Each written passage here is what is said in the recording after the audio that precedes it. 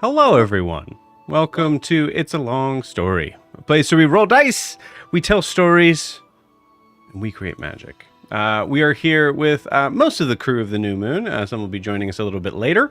But for the rest that are here, everybody take a look at your camera, wave, and say hi. Hi. Hi. Hello. Hi. Welcome. Super excited for tonight. It is going to be an interesting one. Could go long, could go short, could be sad, could be happy. I guess that's kind of all of them normal, but yeah.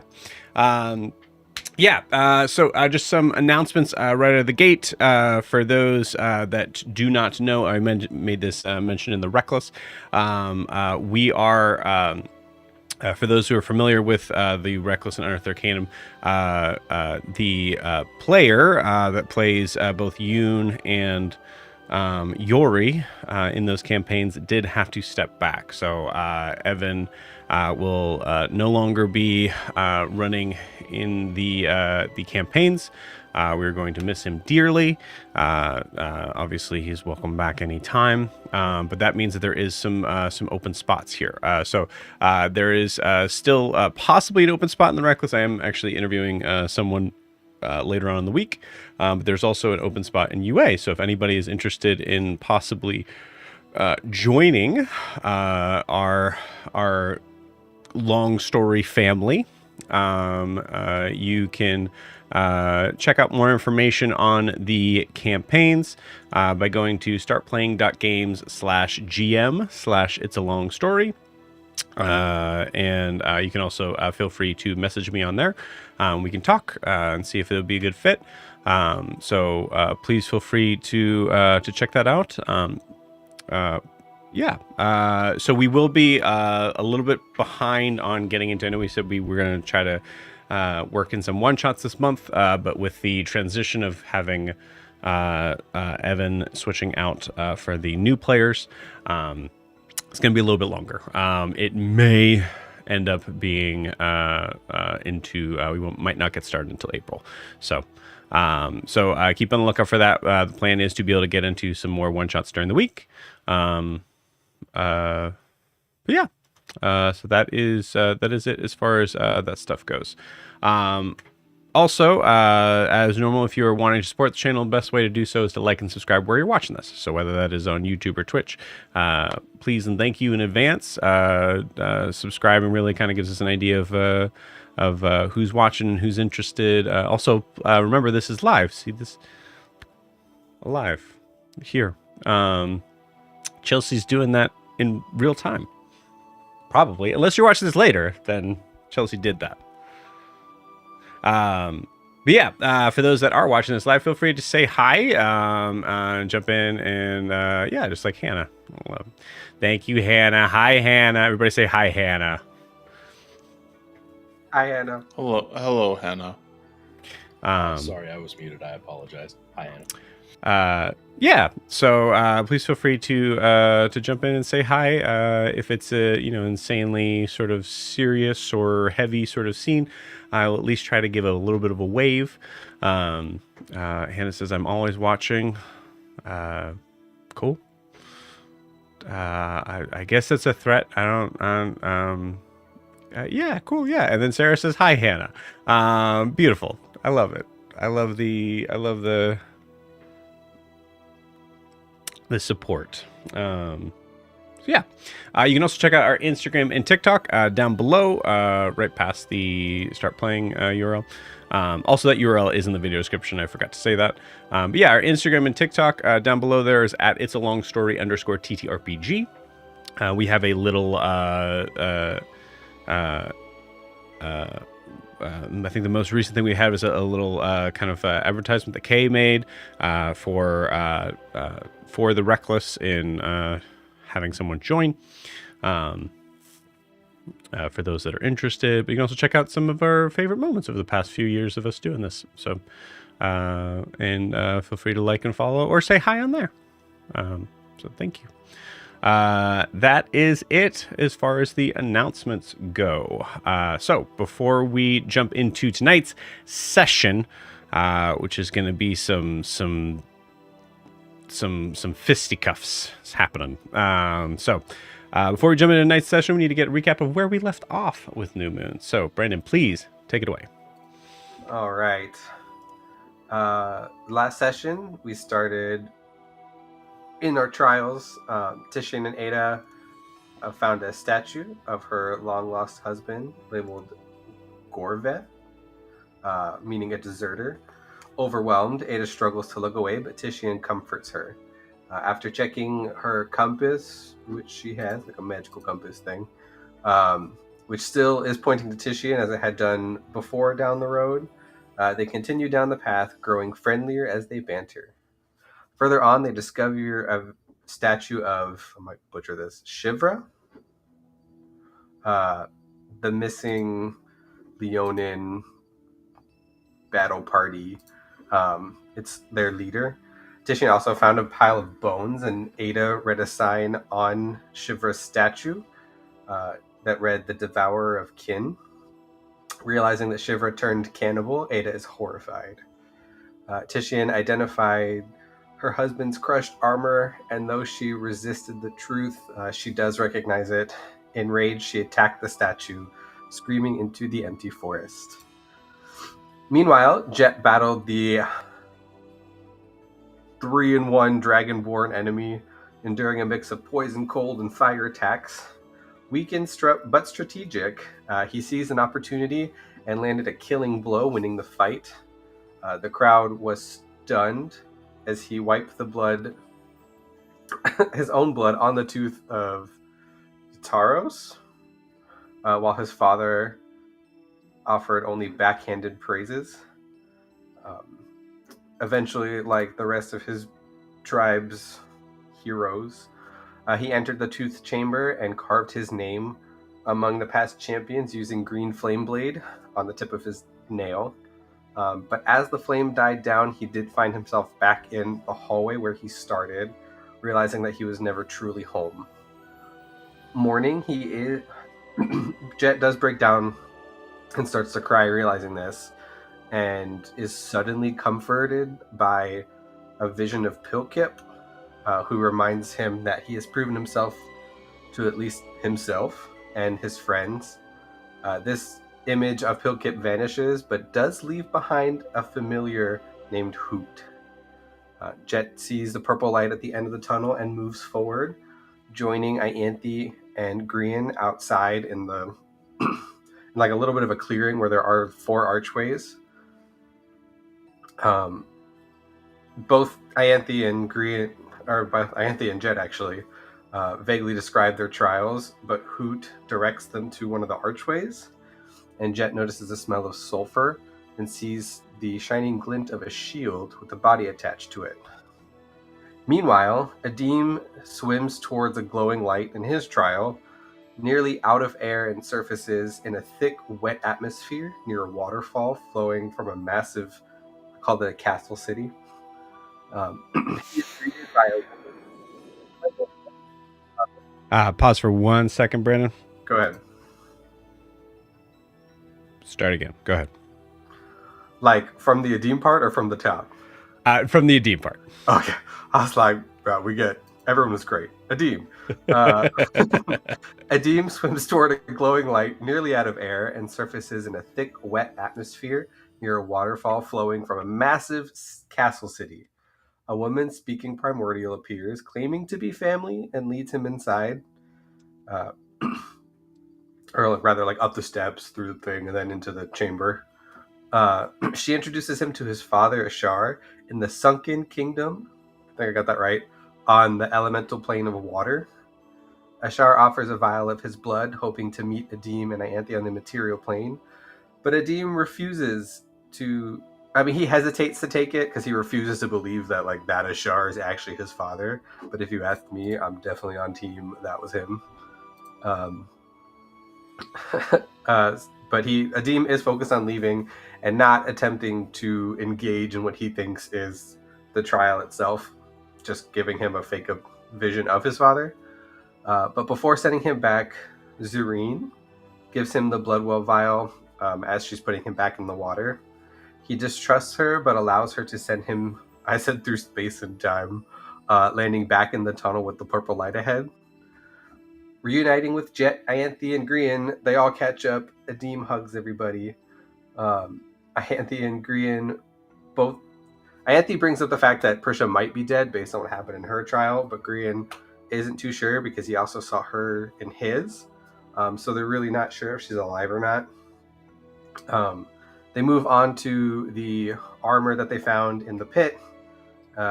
They examine it, and it turns out to be a South Imaean soldier's armor, but they're unsure of the time period, but it's definitely older, which does emit a toxic aura, but it's not magical. They do decide to wait for Titian before acting on anything. Beyond that, moving back to Titian and Ada, still holding her husband's damaged breastplate, Ada asks if they need to continue. Titian reassures her, but reassures her feelings, but does urge them forward. They do have to keep going. She does attempt to put on the pauldron in honor of her husband, and Titian offers to help her, and she does accept. So we do see them bonding a little bit there and getting a little bit closer. Unsure if her husband is truly dead, she does press on. Meanwhile, Titian is taunted by Hobbs in his mind, who is his brother, but does his best to ignore it. Finally, they reach a clearing with the monument. It is 4 15-foot pillars surrounding a Leonin statue with gravestones to the sides of it. The path that they're on does lead straight through it, and Ada notices some of the names on the gravestones, and that she does recognize them. They do move closer to the inner statue, whose eyes start to glow green, turns to them and asks, "Who or what do you fight for?" We did a lot last time, guys. Yeah. Yes, we did. A lot happened. Awesome. Thank you so much, Brandon. Appreciate it. Anything else to add, friends?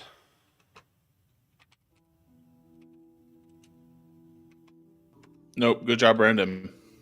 Awesome.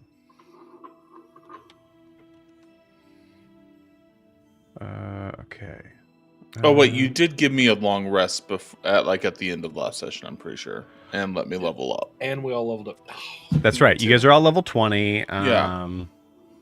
And you gave me a killdozer. I'm not sure if that's official in rules or if that's like something you homebrewed. Yeah. But... Yeah. We're putting that as like a yeah. You know what? I forgot to put that in there. So I would say you don't have it. So I gotta win this fight to get the kill. Okay, that's fine. That's cool. I'll do that. You gotta win this fight to get the killdozer. Now, I have to clarify, is this just like a bulldozer that just kills anything it touches? Yeah, think of it as an upgrade from Barb. Basically, that's what it is. It's like, you know. Is it like the Austin Powers thing where the cement roller's coming at them and they're screaming and it's really slow, but when it touches them, they get squished? And it's Michael McDonald saying no. Shout out to Michael McDonald. Yeah. Oh my God. The man, the myth, the legend. Yeah. Matt TV back in the day. Bro, Matt TV was so good. So much better than SNL. Okay. Whoa. Let's just talk about that for the next 30 minutes. But that is a bold statement. That's a statement. I don't know about that. Joe's like, I had this battle map ready, but we're going to put that on hold. We're going to put that on hold. In the year of the 50th anniversary and everything. 100%. Yeah, that's... Do that with my heart. Wow. Let me know how you really feel. Cool. You guys want to play some D&D? Yes. Yeah. Brandon doesn't want to play any D&D. Would you like some more hype behind it? Yeah, let's try. Yeah, could I? First hey, all, Nathan. yes, Nathan, first off, thank you for asking. That's super nice. Yeah, let's try that again. Let's take that from one. You guys want to play some D&D? Hell yeah! Yeah. Beautiful. Now Matt's not talking. That's fine, Matt. I'm gonna kill your character. Let's go. I'm just. It's like. You know, when it's like that you get like you have a speaker and they're like, I can't hear you. Good. Well, I'm glad you feel that way because you're dying. Here we go. Ever seen Dora the Explorer? Okay, so where we left off, I'll say actually have everybody roll initiative as I'm explaining this. So where we left off on this is we found the beginning of this situation running into Titian talking somewhat loudly to Ada. Do I have two songs going on? No. Okay, great. And Grian, you were able to hear what was you were able to hear Titian, noting that Titian was somewhere close by. Above board, I will tell you guys, the wall that is separated here is about 50 feet high. But it is hard to be able to see because blocking your path for Grian, Jet, Ianthe, and Adim is 4 guardians. Let's see. So I was just kind of pointing out where everybody's at. Obviously, you guys are at a different sort of spot, but I'm kind of putting you into a space that's going to make more sense battle map wise. So we have. Oh, let me take the silly little star off the thing here. I have a story on that. Getting a normal laser pointer is actually really hard. So there's Titian right there. And then the Leonin statue that is now facing him. We have Ada kind of in the background here. And we have Ianthe, Grian, Adim, and Jet. And right in front of you all are the Guardians. Any questions on that? You said there are 4 Guardians? There are 4 Guardians, yes. Cool. My elderly eyes can't see terribly well. Yeah, unfortunately, it's blue against gray. And it is nighttime, but we just basically just made it just kind of I figure kind of like it's more important to be able to see. You said it's nighttime. Is there a moon? There is a moon. Yes. Do you need to know what kind of moon, or you just need to know that the moon is out? You know, I read through the dagger over this weekend, and I think I just need a moon. Great. Awesome. So, question: if I were to make an illusion, would that count as a moon, or does it have to be the actual? No, moon? it has to be the actual moon. I don't think the dagger cares if it's a fake moon. Okay. All right.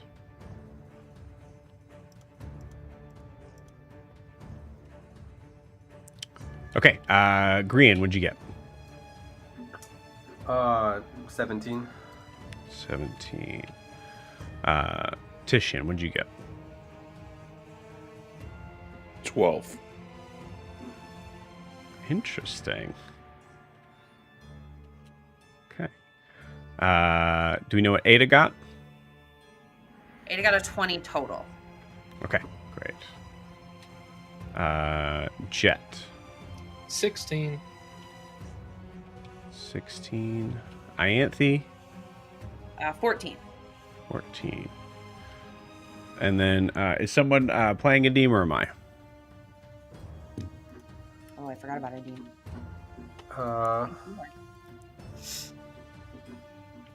I can, I guess. I will. Let me Okay. see what I can do here. So go ahead and roll me that D20 you have plus 3. All right, that is a 7 plus 3 is 10. 10. Okay. Like you should be able to access Adim's character sheet. Do so shortly.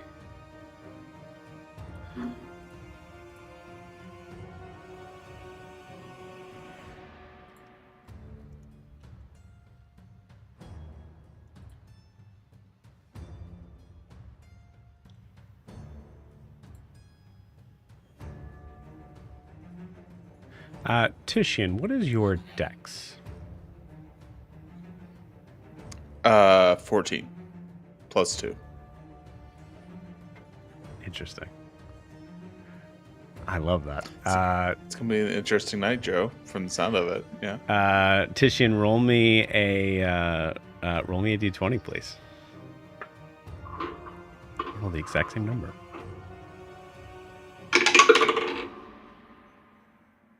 8. I rolled a 9. Interesting. Shit. That's cute, though. Yeah.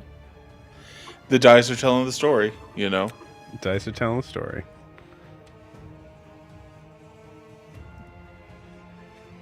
Okay. So my last initiative, is that how this is working? Because it feels like that's how... Deem's I 10. don't feel like anyone will... Oh, Deem was 10. Okay. Yeah. All right, cool. So first up is Ada. So to kind of set the scene, we have this hulking figure of this Leonin carrying this large spear, looking just like a statue until all of a sudden the head kind of comes up, the green eyes snap open, and the creature says in a deep voice, looking at Titian, "Whom or what do you serve?" Or not serve. Fight for it. Fight for. Thank you. I should probably put that down. A lot of things to pay attention to. Whom or what do you fight for?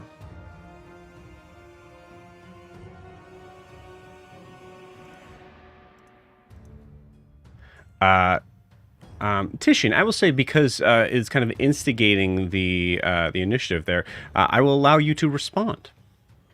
Okay.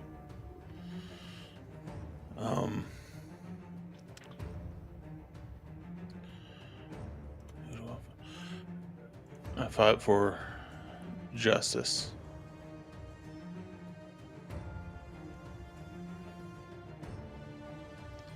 Against those that would do harm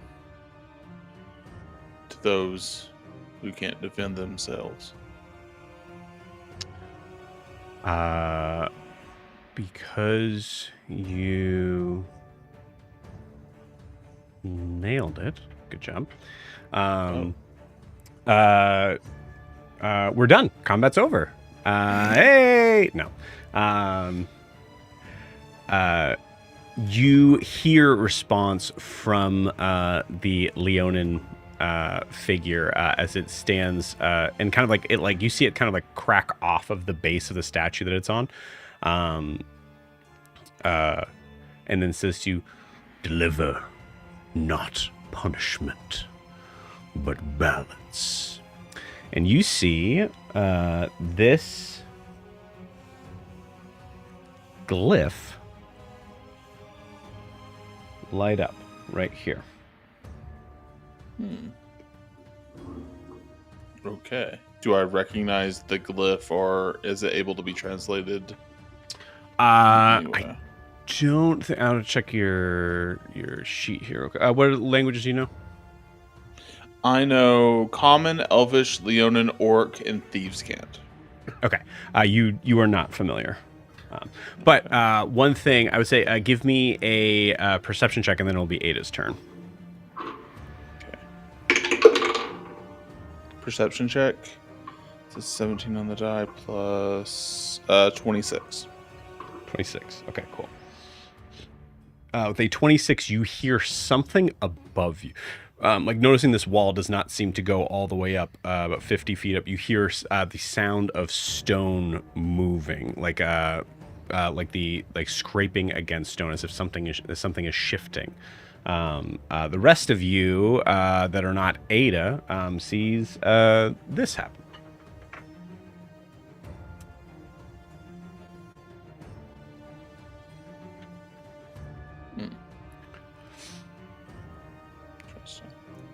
And also, just because this dice box has been here the whole time, just make sure you guys see it. There's 4 of them. Okay. Before you go to Ada's turn, Joe, can you repeat what the figure said one more time about balance? Because I have this on the... Or if you want to put it in chat, if that'd be easier, whatever's easiest for you. Yeah, I will do that. I have this all screwed up, though.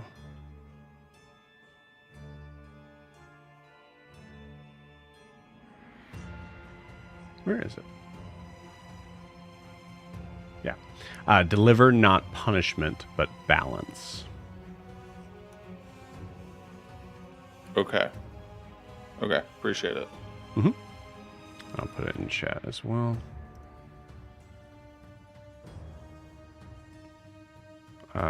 Okay. While I'm doing that, Ada, it is Ada's turn. Okay.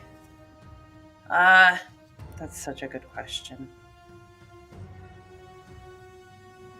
I have no idea what Ada would do. Ada will use her compass.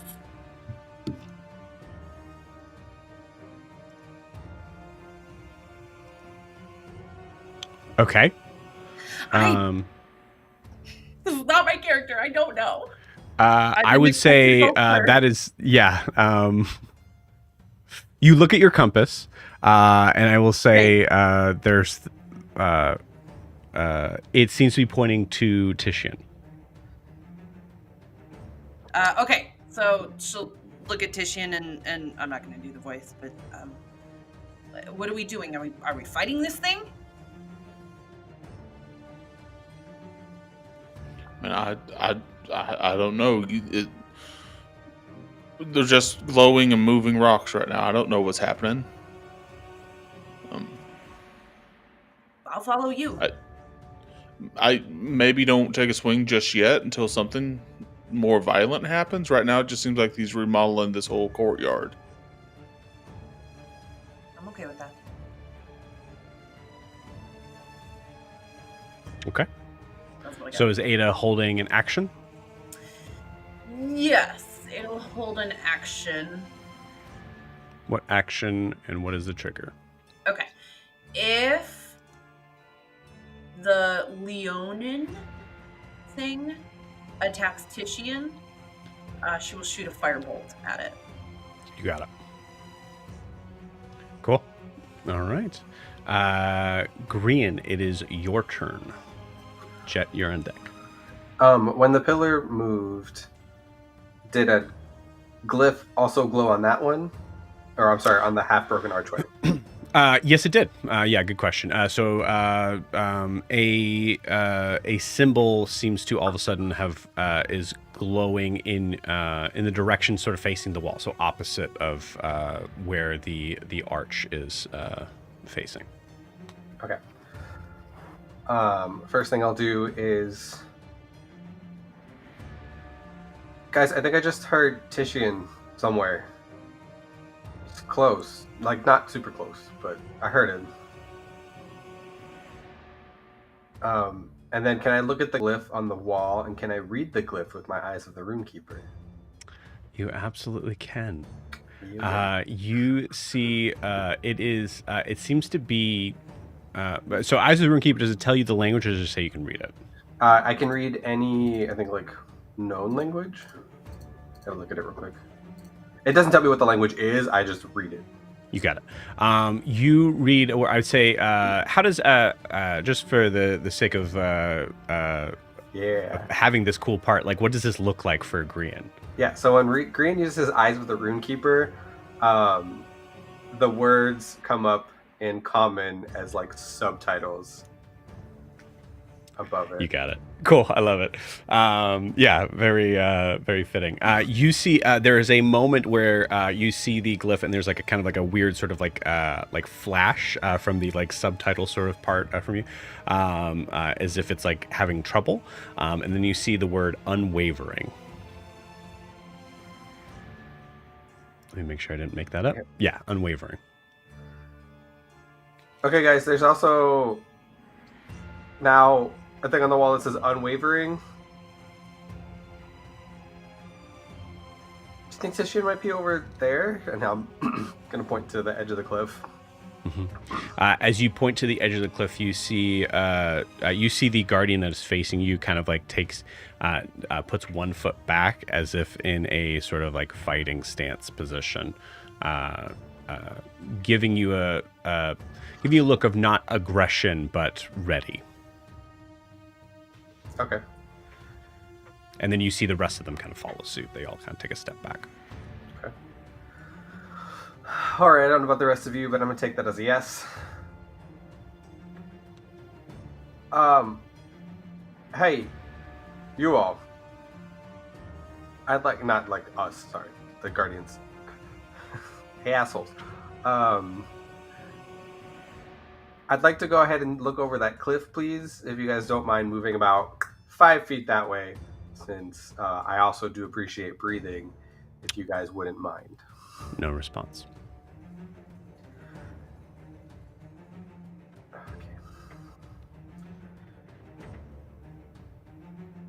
Okay. Then I'm going to... They're pretty in line with the pillars, right? Yes. Okay. Can I bonus action pop my wings? And I think 1, 2, 5, 10, 15, 20, 25. I don't have enough movement. You know what? Fuck it. I'll use my action. Can I use my movement and then I'll action dash and sit on top of the pillar that turned? Okay. Yeah.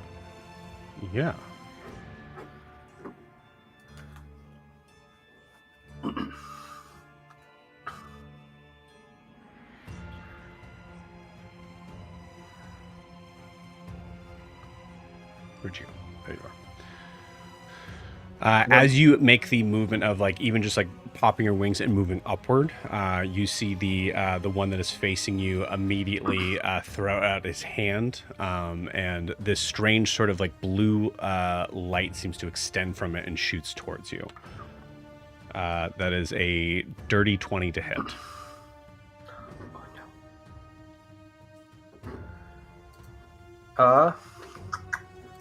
I will. I think I still have them left. Come on. I would like to use my wings to throw it up to a 22. Okay. Yeah. Yeah, so I got cool. Okay. What are you using for this? Gifts of the Metallic Dragon. Where I can use my wings to bump my AC up by my proficiency bonus. So go from an 18 to a 22. Okay. Is that a turn? Yeah, that's my reaction. Okay.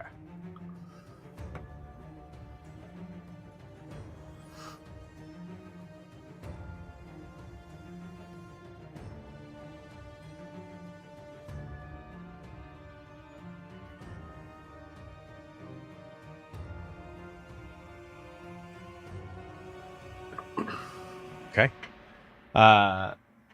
Cool. So as you get to the top, you see down below, I would say like at this moment, there's time that's like started to pass. As you, this is where you wanted to be, right? On top of the pillar. As you stand on top of it looking, you get a little bit more of a sight kind of coming down, as you see Titian and another figure, white tabaxi looking figure, this is standing behind, looking like they're approaching a statue that is facing them. Okay. I will just relay to the group before finishing my turn. Guys, it looks like Titian's down there, and he's not alone. That's where I'll leave it. Okay, very cool. All right, Jet, you are up. Okay, so completely off from the combat. Last time we looked in one of there's two pools of like this acidy stuff, right? Correct. We looked in one of them, but we didn't look in the other, correct? Correct. Jet would like to move over to whichever one they didn't look in and take a peek. Okay, you got it. As you take movement, you see the guardian that's kind of like hunched down, sort of like watching you. Seems to like be like poised and ready as soon as you move. You see it kind of like lurch a little bit, but seeing you not moving forward, it is okay with where you're going.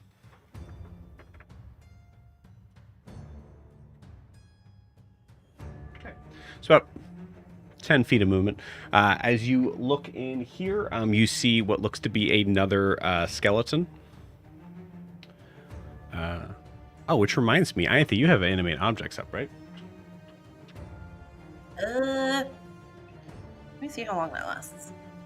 It does not last for very long. I know that.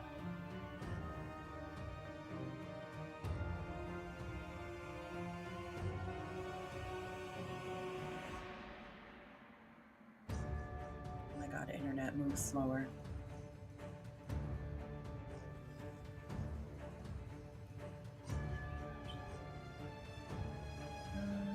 Animate objects last for 1 minute. Okay. I'll give you 5 rounds. Oh, cool. Oh my god, You it's have a not what I little- need. You have a little skeleton behind you.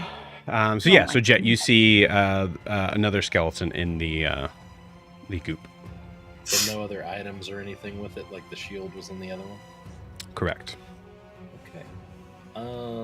Now this is flammable, correct? We said that last time. I don't think I said it was flammable. I said it's acidic. It seemed, acidic and toxic. Okay. Well.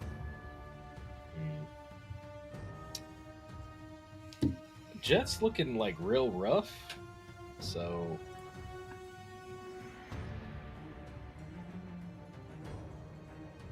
Ianthe, you're on deck.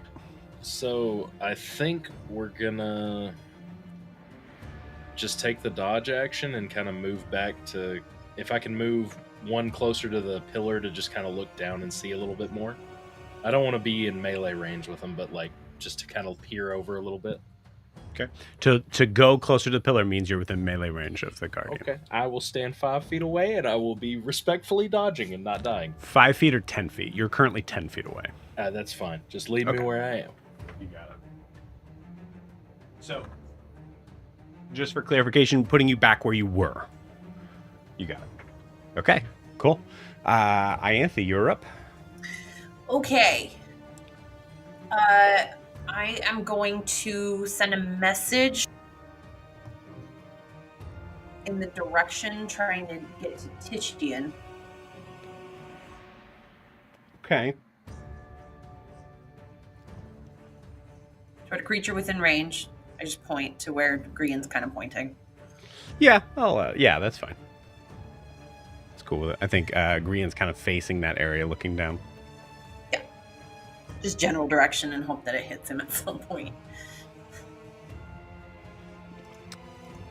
Titian, are you alright? Do you need our help?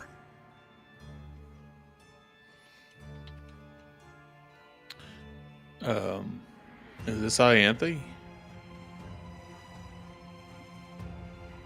That ends that.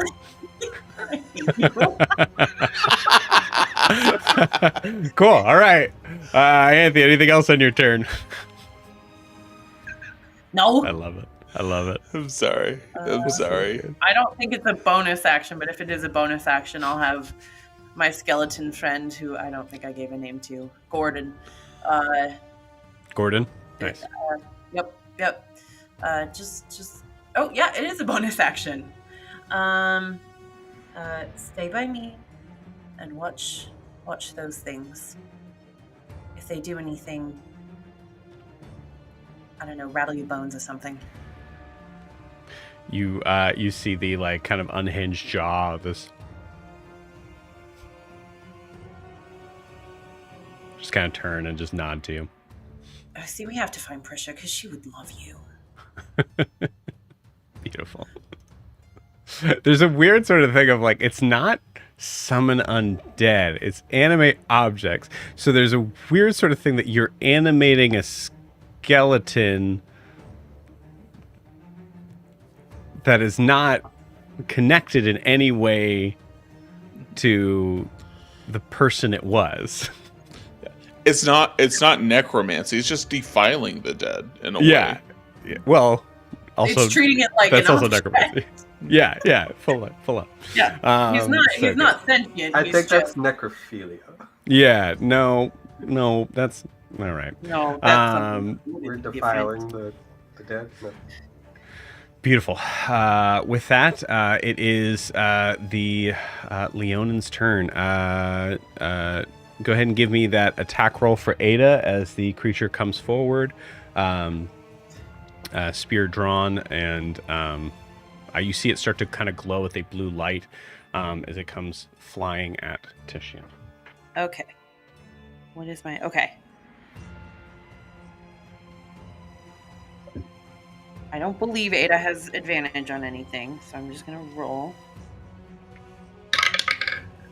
Ooh. 10? 10 to hit? Yeah. 10 does not hit. As you send this fire just and just seems to kind of like push right on through it.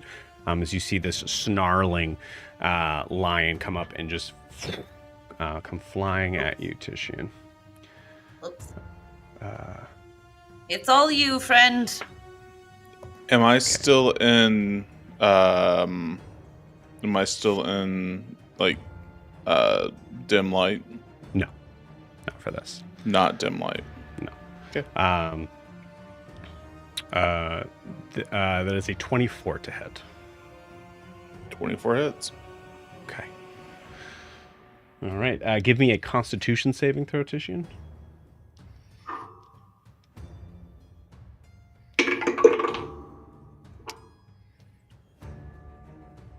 $14. Okay, that is a fail. All right.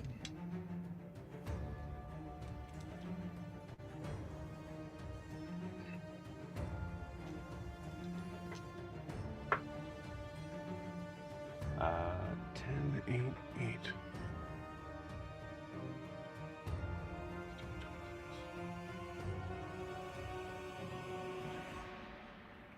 Okay. You take 32 points of slashing damage. And as you get hit, I would like you to describe me a moment where Titian felt that he had failed in something. You can be as specific or as not specific as you want. I mean, the most present example is literally Hobbs on the road telling him how much of a failure he has been this whole time, basically, and how much of a burden he's been. Would you count that as a failure that Titian feels? I mean, someone's literally telling you you're a failure. But if you're wanting a specific instance, if that's what you're going for, I would say a moment where Titian felt like an absolute failure was in saving Slagtan. When he made the decision to attack the creature rather than reach out and save his friend. You got it. So you see Slagtan's face as the body lays limp and restless on the ground as you are struck down. You are knocked prone. And you're also taking 1 point of exhaustion. Fantastic. You see it raising its spear to attack again. And then it hesitates.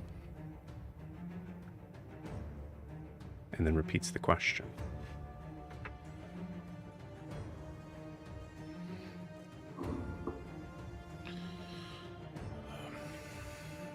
It is your turn. Oh, it is my turn. Okay. Yep.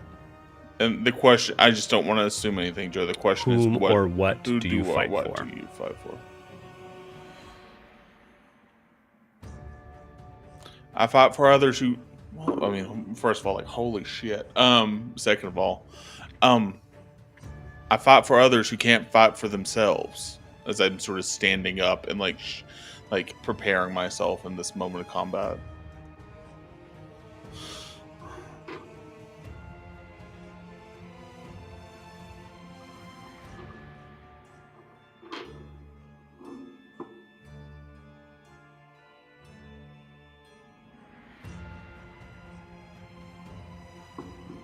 before I just launch my assault. But yeah, go ahead. Yeah, roll me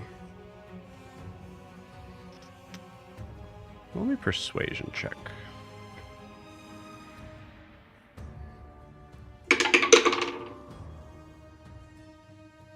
Okay, that'll be persuasion 22. 22. Okay. Okay. You see another glyph light up down here. And above, you guys hear another stone turn as the figure who is holding that spear to you stands straight up and seems to wait for you to get up, saying, "Stand firm, no matter the cost." Stand firm no matter the cost. Okay.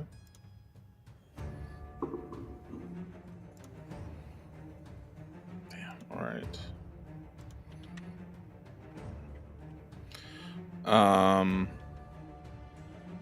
So it's absolutely not taking a it's no longer taking an aggressive stance at all.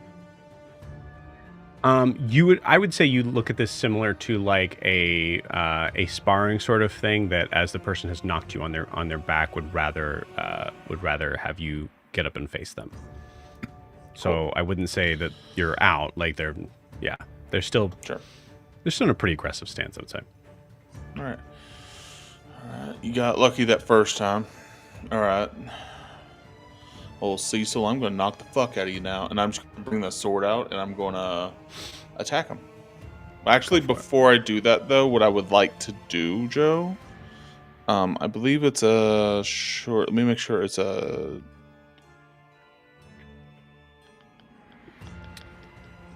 I would like to do I believe it's a bonus action, Vow of Enmity. Yeah. All attacks get advantage against this guy for 1 minute. All attacks get advantage against this guy for 1 minute. Cool. That's my bonus action, but now we are going to attack him. Okay. That first one is a nat 20. Awesome. Beautiful. So as you come up and so you're smiting with all that, but as you come up and like just kind of you're moving a little swifter than maybe some of your other fallen brethren here. All right. Sorry, I'm going to do math. So you're shit. This is like only the second time I've done nat 20 with Titian. So of course I'm using, because I have advantage, I'm doing sneak attack. Cool. So that's 1d6 plus second level smite. Should be 2d6 for sneak attack, I believe. It still says 1d6 on my sheet. I think it gets to 2 next level. Okay, cool. Yeah. Oh, I'm level 2 rogue, but you know. Really? Okay. Yeah. So divine smite is 3d8. Unless, does he count as undead? He does not. He does not count. Okay. So 2d8 plus another d8. So that's 3d8 plus my attack. I'm going to say, for the sake of simplicity in your... so you're smiting, correct? I'm smiting with level 2. So it's max damage plus rolled. Is that how you do it, Joe?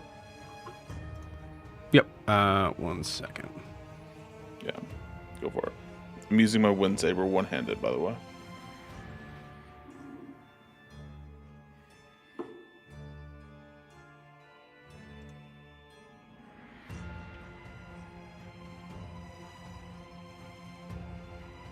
Come on.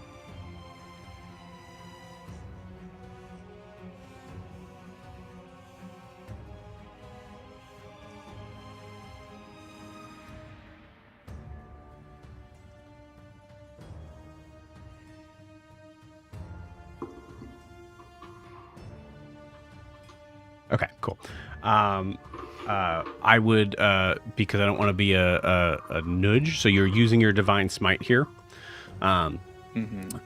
Do not add any of your divine smite damage. I will tell you right out of the gate, this figure is immune to radiant damage. Okay, so then it's just straight attack roll with sneak attack then, which will be right. I mean, use your divine smite because this is how you figure that out. Yeah, I'll use it. I'll use it. So that is, God, that threw me a little bit here. 6 plus 8, which is 14, 21 points of damage for that first hit.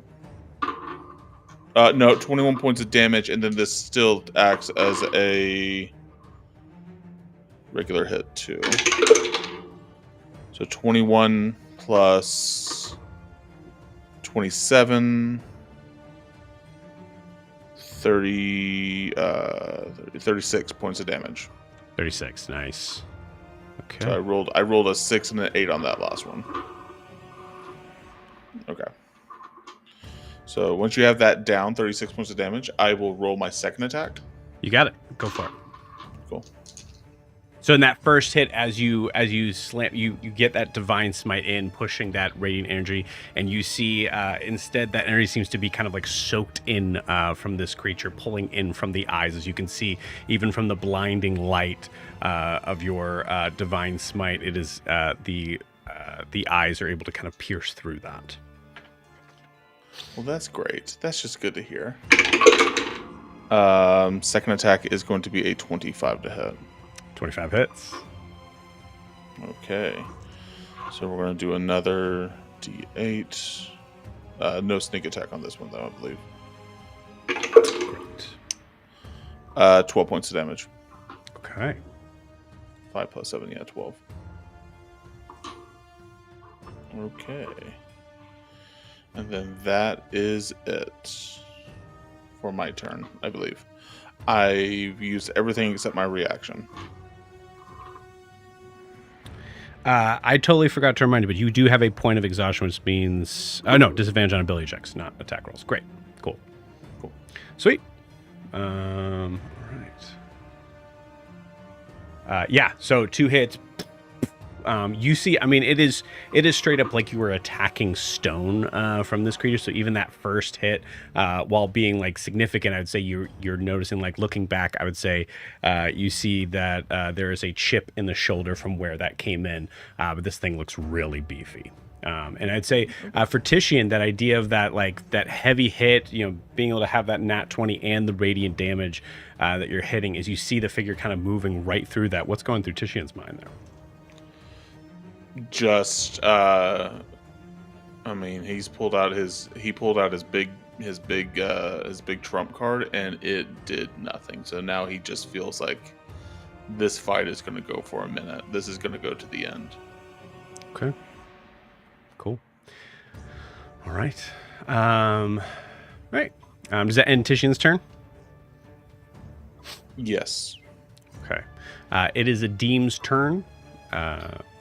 I got this. Okay. What? Titian's not alone? Grian. Oh, he's gone. Looks over at Ianthe. Are we fighting? And then he puts his hand on his chakra. And that will be his turn. You got it. Yeah, that makes sense. I don't think Adim would be the first to jump in to attack these things right now. No, BB at the ready.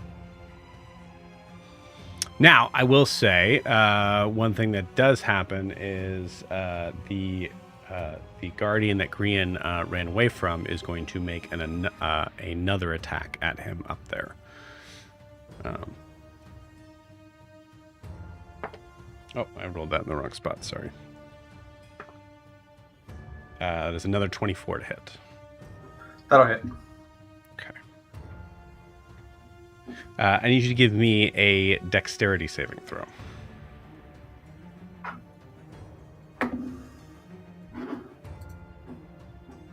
It's 11. Okay.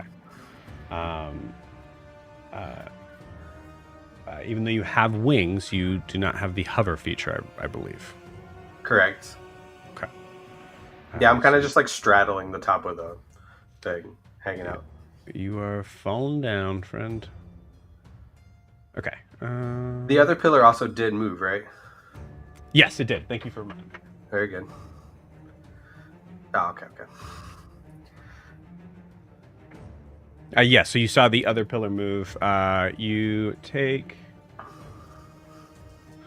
Oh, there's so much here, guys. Okay. Okay. You take 11 points of...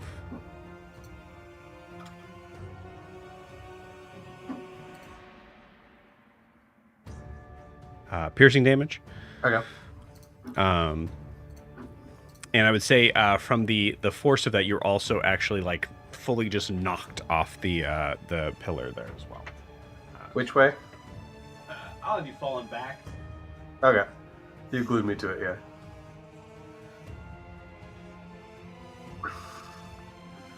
Down, taking another. Can I cast Featherfall on him? You have your reaction, right? I do. You got it. Yeah, absolutely. Featherfall. I'm sorry, unless I use my reaction to roll my eyes at Titian, in which case, no, I don't. That's hard. Did, actually. No. Yeah. I always forget. Featherfall just does it reduce the damage? It gets rid of it's the no damage. damage. Yep. Okay, cool. Just saves you from going to the ground. Cool, awesome. So like just as you're about to hit the ground, you see Ianthe just kind of sends out some magical energy, and you're able to kind of keep yourself from falling to the ground. Let me see one thing. Cool. I'm trying to make sure I'm sticking a little closer to the... That takes no falling damage and can land on its feet. Great.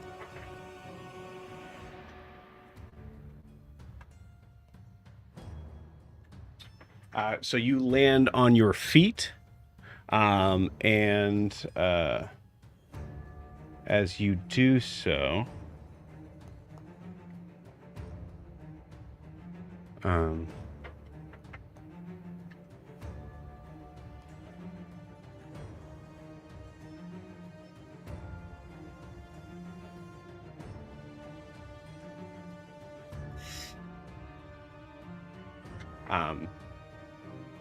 you see it kind of like in the blink of an eye, just kind of appear right in front of you. And Grian, I need you to give me a Constitution saving throw. All right.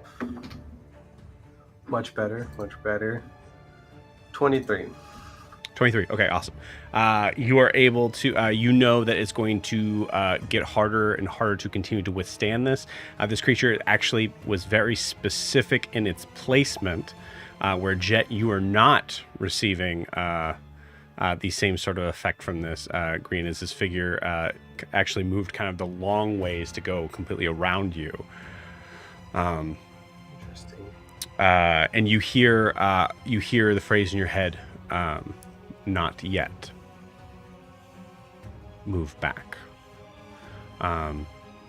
As you feel oxygen sort of starting to leave your lungs. You're not actively choking yet.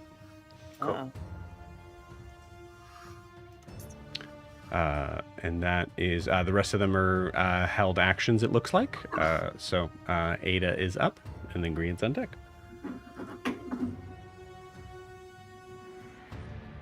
Okay, Ada will rush up to this Leonin. Okay. And hit it with... It's going to move within melee range. Yeah. Because I believe she's going to hit it with her rapier, which I believe is melee. Okay. I think Kay told me specifically was not moving in melee range, but let me check. Kay told me rely on the rapier and firebolt, which I guess I Okay. can do. Cool. Yeah, all right. Works for me. Yeah. Okay, We're gonna do it. As Ada, I would like you to give me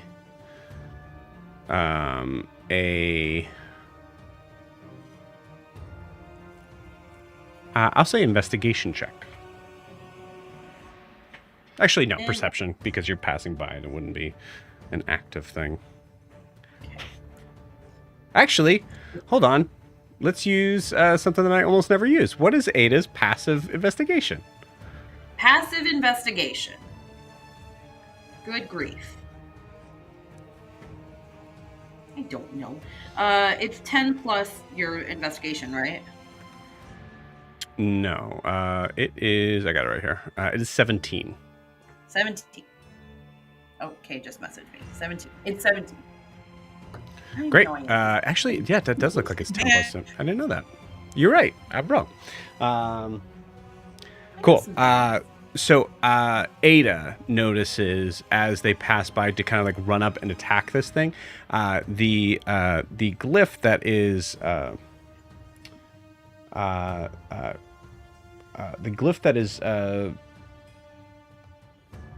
that I would say Ada is actually just kind of like stepping right on, seems to have some sort of strange sort of depression in it that is circular.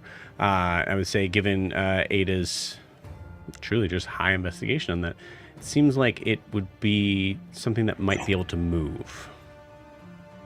So the platform itself has a depression that Ada is currently standing on. It is not moving for while Ada is standing on it, but it seems like it might. I'd say like you can feel a little give, actually.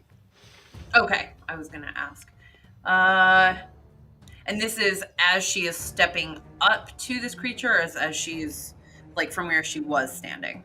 No, right where she is now. Okay. Yep. Okay. Okay, I'm gonna have her do a stab. She's gonna do a stab. She's gonna go do a stab. Do a stab. She doesn't have advantage or anything, does she? I don't think she has it. She should have sneak attack because she's right next to me. Right, it's not advantage though. Not advantage. Right.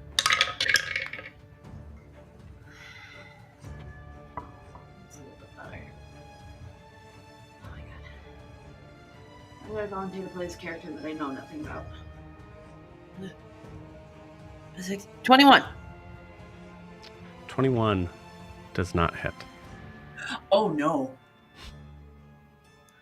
Oh no. Oh dear.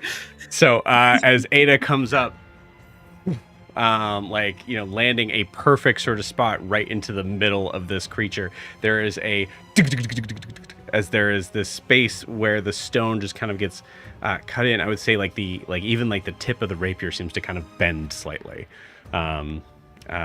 But you see, from Ada's perspective, the statue does not even look at Ada. His eyes just fixed on Titian. I think she's okay with that. Yeah. Cool. I think I'll bonus action disengage. Sure. Cool. And then move back. Move back a little bit, maybe a little gingerly. You got it. Which direction you want to go?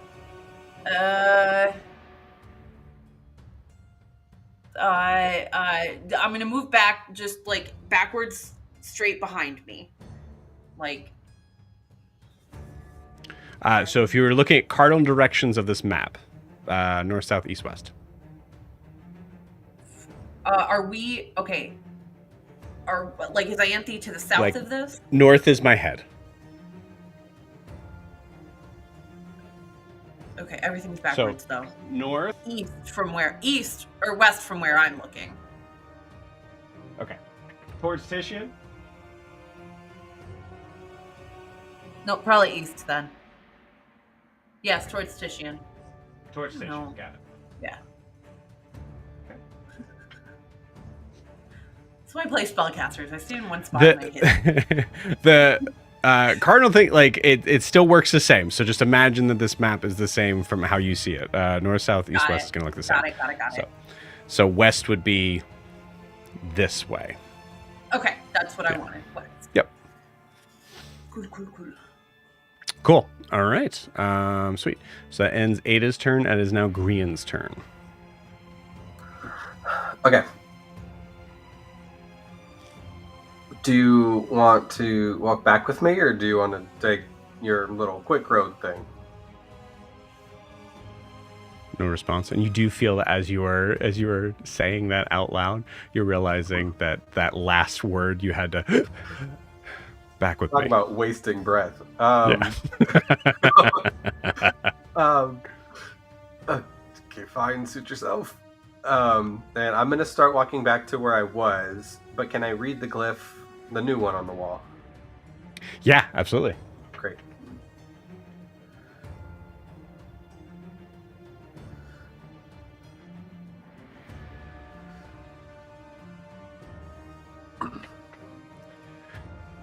The new glyph.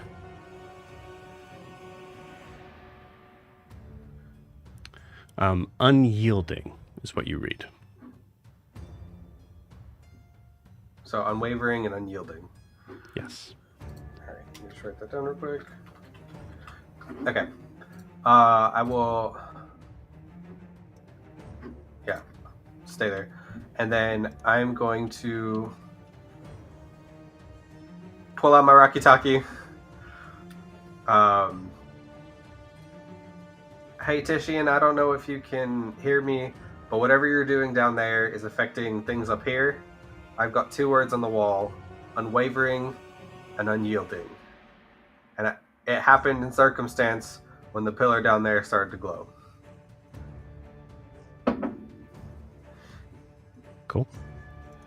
Also, actually, just because, Chelsea, I know you're doing a bunch of things, would Ada have said anything to Titian?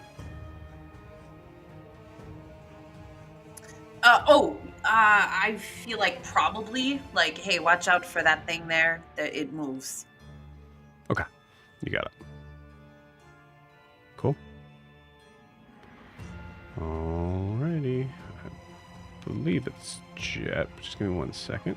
Just make sure I get back to where I'm supposed to be at. Yeah, while you do that, and then I'll also relay to the rest of the party. Hey, Titian's down there fighting. Whatever is happening down there is turning these archways. So if you see one move, just let me know. Okay, cool.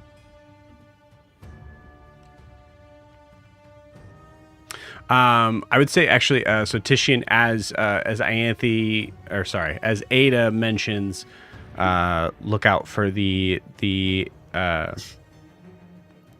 look out for that spot. You see the Leonin statue turn and look, and you hear that, every sort of movement, you hear that kind of scraping sort of rock sound. You see it kind of turn and look in that direction and look back at you, seemingly pointedly. I know that might not give you much, but if the statue could raise its eyebrows, it would. Cool. It is now Jet's turn. Ianthe, you're on deck.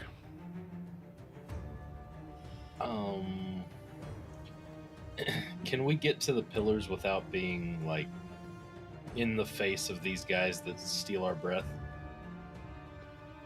Like, there's 2 more that haven't turned, right? Correct.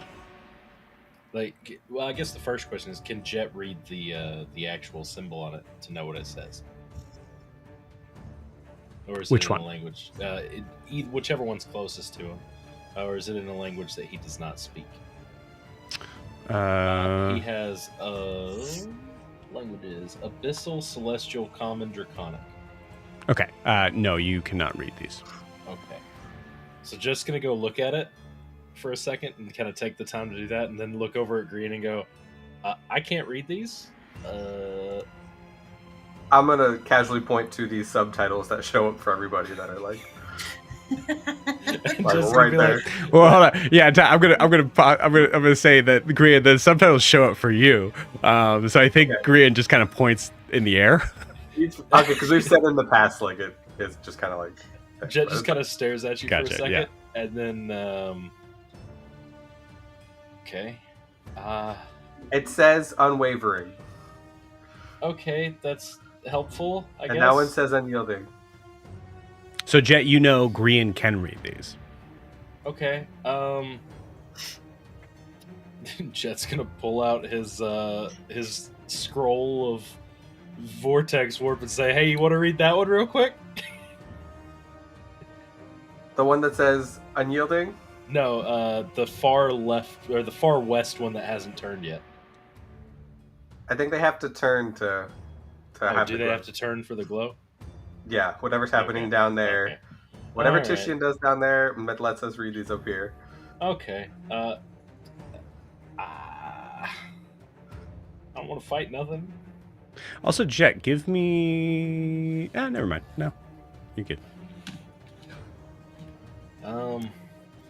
I think Jet's gonna try to get into a position. He's gonna back away a little bit and kind of just sit for a second, probably like 10 feet back, and just kind of Okay. make sure that he's got eyes on everything that's happening up here with us, and take the dodge action because don't want to be fighting nothing. You got it. Ironically, taking the 10 feet back, you are actually next to the one that told Grian to go back. Oh, it's still there? Yeah, you're not within 5 feet. You're okay. within 10 feet. But it's Okay. it's a funny moment of like Jet going like, okay, we're gonna take a step back, and then like you look to the left and you see this creature just watching Grian walk Full back. on Scooby Doo. Just Yeah, And that will be Jet's turn for now. cool. You got it. Jet, even from like your vantage point, you're not. It would be similar, kind of like for the rest of you guys. I'd say like maybe the movement would be a little more obvious in this space there. You do notice like Jet, it's a little bit harder to breathe around this area. You're not like as if you're on the outline, like the outline of this border of this strange aura emanating from these creatures. Have I heard or felt anything like that before? Is there like a spell that does anything similar to this that I might know about? I'm gonna say give me a straight like D20 intelligence check. D20 intelligence. It's a 16 plus my intelligence is 21 total. Okay. Cool. Yeah. The concepts of like basic science or something that I would say in this world is not clearly defined as much, but you do know what would be equivalent to the concept of oxygen is what every living creature that is not a plant needs to breathe. But for some reason, these creatures are doing something different. They're taking in something else. So maybe they don't breathe. Or maybe they're plants. Or maybe they're plants. That'll be my turn. Okay, you got it. Ianthe, you're up. Oh my god. Okay, step 1, bonus action. I'm gonna use 2 sorcery points to get a first level spell slot back because I'm Cool. out. All right. And then I don't know what this is gonna accomplish, but I'm gonna try it. I am going to cast. We've got these pillars, right? And we're trying to read them. Green and Jet. Grian's read both of them that have been activated. Both of them. And I've said this at this point loud enough that I think you've all heard me enough times. So And I we're said it's a- gathering that we can't read them until No, whatever- Grian's read them out. activated. Yes. But, Yes. like, Sorry. other- Yes. We can't read them until they've been activated. No, I'm not going to do that yet. Because I don't know what I would do with it. I will.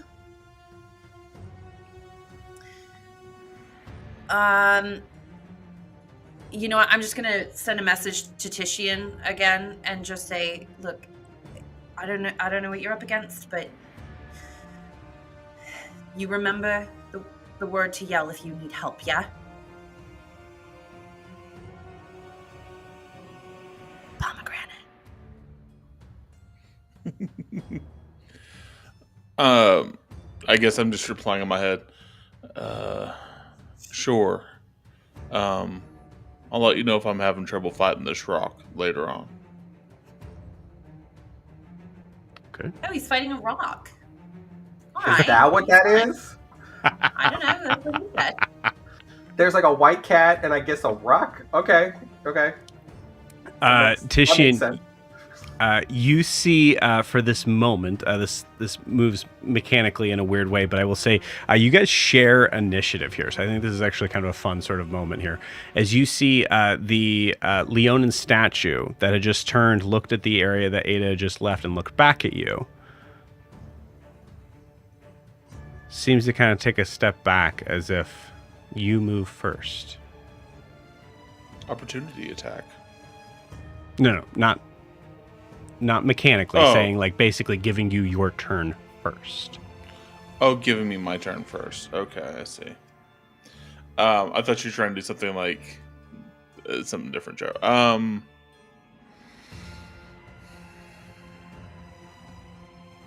trying to remember what Ada saw on that area besides the fact that it moves. There was no glyph or anything on that as far as Yeah, I there's a remember. glyph on it. And the glyph is But glowing. the glyph is glowing, but we don't know what the glyph is. Well, I guess point of order. Did Titian hear me when I spoke to him? I imagine you said yeah, it probably. through the Rocky Talk. You said it through the Rocky Talkie, correct? Correct. I don't think he did, but I'll allow you to did you say unwavering, unyielding? I thought I did. He did. Pretty sure I did. Yeah. Yeah, either way. Yeah. Now, you've heard that. You don't know if that's what those glyphs say. Mm-hmm. Okay.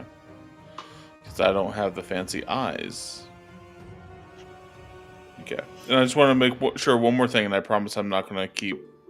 No, you're fine. waiting too much This longer. is very important. So I will say, Matt specifically, there's going to be little hints that are kind of moving throughout, not just your turn. Yeah. So there is a depression of where Ada just walked off of that said like be careful on that.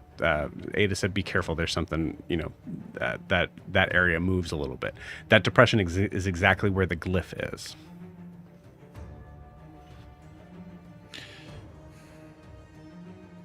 Okay, fuck it. Yeah, I'm gonna go stand on that area. You got it. I'm gonna go walk over and stand on that area.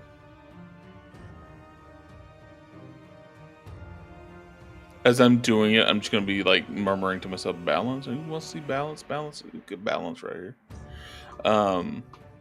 As that's what he said like a couple rounds ago. Okay. I will give you. In this moment,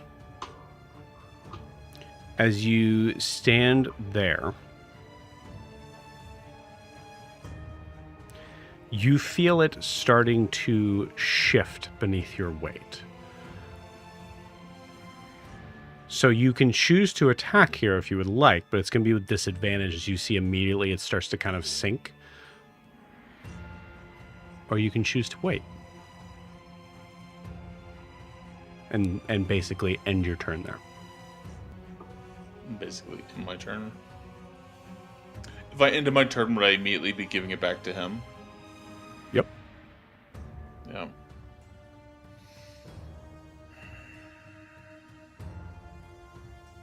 Yeah, I'll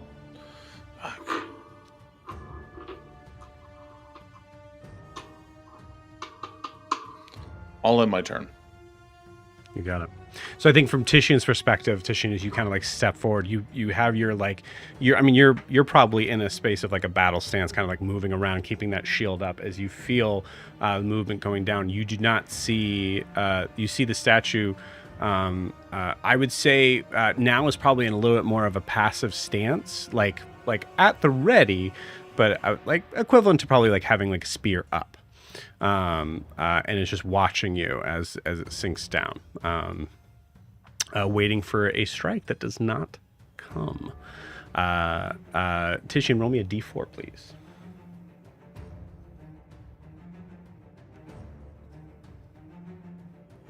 Three. Okay. Interesting.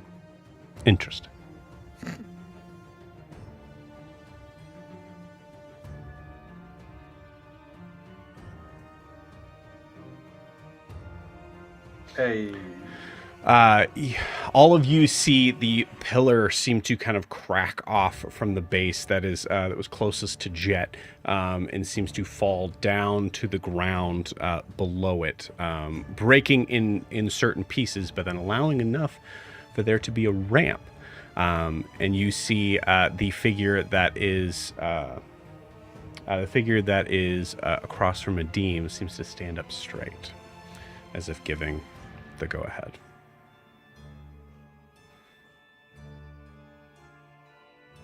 All right. The Leonin statue spends its turn waiting. It is Adim's turn. Adim is going to. Did he use his tattoos in the last one? I think he did. So he doesn't have haste right now, correct? I believe so. I believe he does not. Okay. Then, I don't really want to use his stuff, but he ain't looking 100%. He will definitely head towards the ramp. Okay. And use an action to dash to get down there, because it's a 50-foot ramp, right? It's a 50-foot ramp coming down. Yeah. Adim has some kind of like thrown things that might be able to kind of go in within range rather than having to spend that whole turn doing that. If he can get within range, that would be great. What is the range? Oh, there we go. Welcome back. Awesome. Let's get you in here. Oh, great. Let's get everybody in. No, leave that one. Oh. Beautiful. All right. We're all back. No, please, God, bring Kay in. So at this moment, just to kind of recap, Adim, the pillars have started to shift when certain things have happened down below. That's not something your character necessarily knows, but what you have seen is as of your turn, the pillar that was next to you seemed to crack from the base and fall down forward as if giving a ramp to come down. The guardian that was facing across from you in an aggressive stance, sort of like kind of like waiting for you to do something, waiting for an attack, is now standing straight up as if giving you the go ahead. And Titian, I assume, is in trouble. We have, I believe it's been set that Titian is in battle. Then Adim will definitely do what he can to get down there. How far do I need to get so I'm able to throw my chakram without? What's the range of your chakram? It's 2060.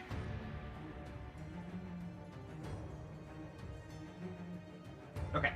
So I would say this is close enough to be able to throw your chakram with disadvantage, or you can spend an action to dash and just get to the bottom. Your call. Just so I see what's going on, I'll throw a disadvantage this turn. You got it. I'll get that far, thank you. Okay, well, let me see what I can do. That would be a 10. That's probably not a hit.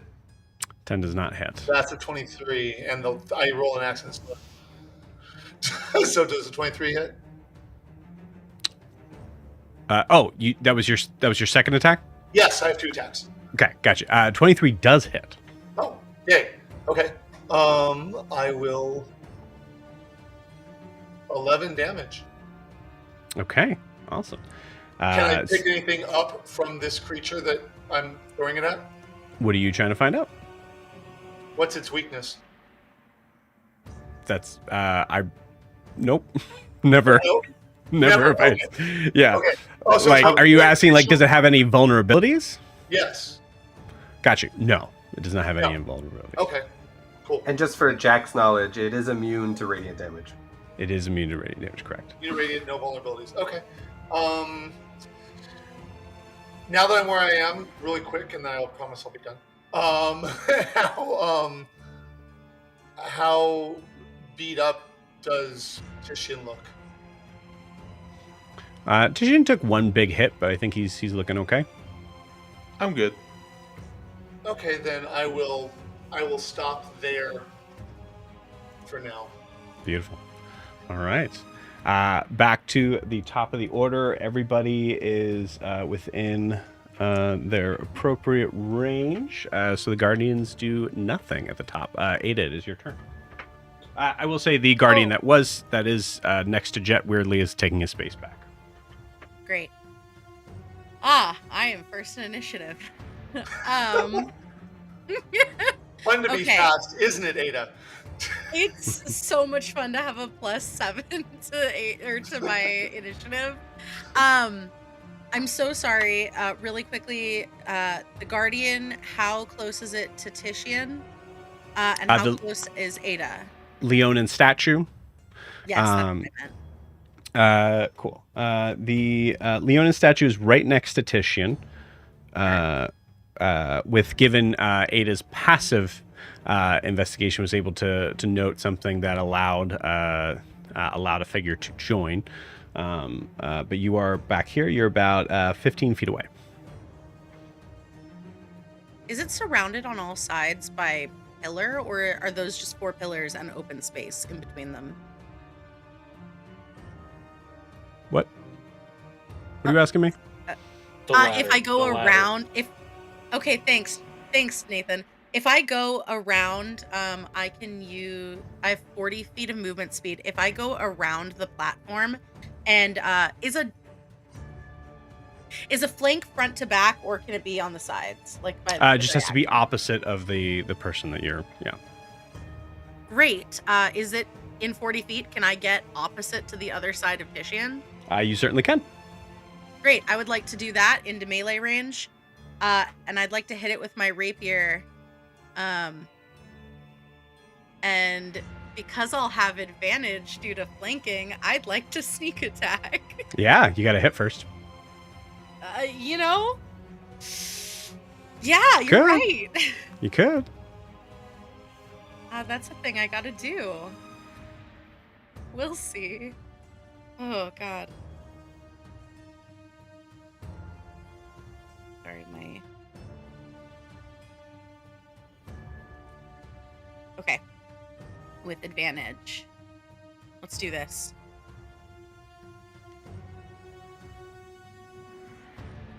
The first roll of the night is a natural 19, which is going to make that a 25. 25 hits. Great. Go ahead and roll your damage and sneak attack. Wonderful. That is 1d8 and then 5d6. If I am remembering correctly. I've not combated with Ada yet. Sounds right. You just want to add the +2. Yes. 24 points of damage to the stone.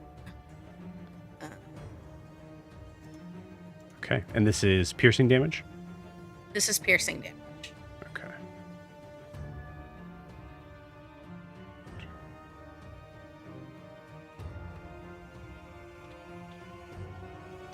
Okay. You got it.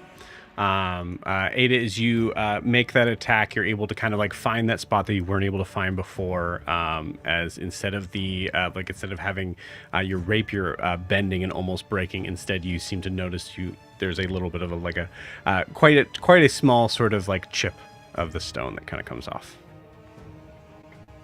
Second question: do I recognize the statue at all? Like, does it look at all familiar, or is it just like a nondescript Leonin? Roll me an investigation check.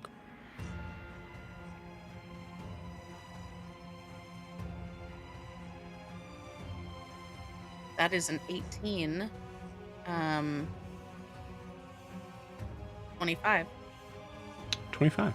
Got it. Looking at the Leonin, you do not recognize at all, but you do see that it seemed to have cracked off from the base that was in the center. There's a possibility that the base has something on it. You would have to be in the space to you just be in front of it to be able to read it. Okay. Cool. And that will end her turn. You got it. All right, nice. Grian, you're up. Jet, you're on deck. All right, so through the stone, I'm going to let Titian know, hey, whatever you just did down there, knock down the archway that was projecting the glyph with the word unwavering on it. So if there's another one down there, that should say unyielding. Whatever you're doing, keep it up. And I think for now, that's all I got. Until You got it. it's my turn. Cool. Jet, you're up. Jet's gonna go. So where did Adim first start out in front of these four guys? Which, that pillar went down and that was the one for Adim. Where was Adim standing at first? Middle right. Okay, was I on the far right? Yes. Then Jet is going to move to the far right pillar. Okay. You got it. And just wait his turn. How far are you moving? I've got 30 feet of movement. If I need to dash, I will. But I'm not going to get too far to where it'll aggro the guys, but I'm going to be just waiting in line. You're assuming a lot, friend. Well, so sometimes you got to do it, though. Yeah, I'm with you.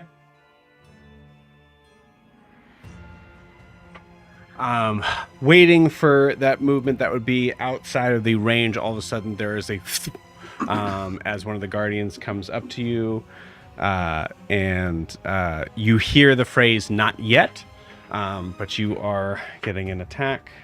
That is a 21 to hit. That hits. Okay. And give me a Constitution saving throw. Let's see. Con save. 20 non-natural. Okay, cool. Good job, guys. All right, so that you take 10 points of. Wait, hold on. This was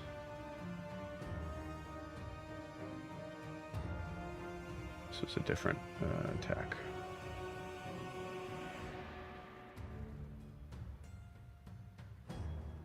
Okay, sorry. Don't add any of that damage.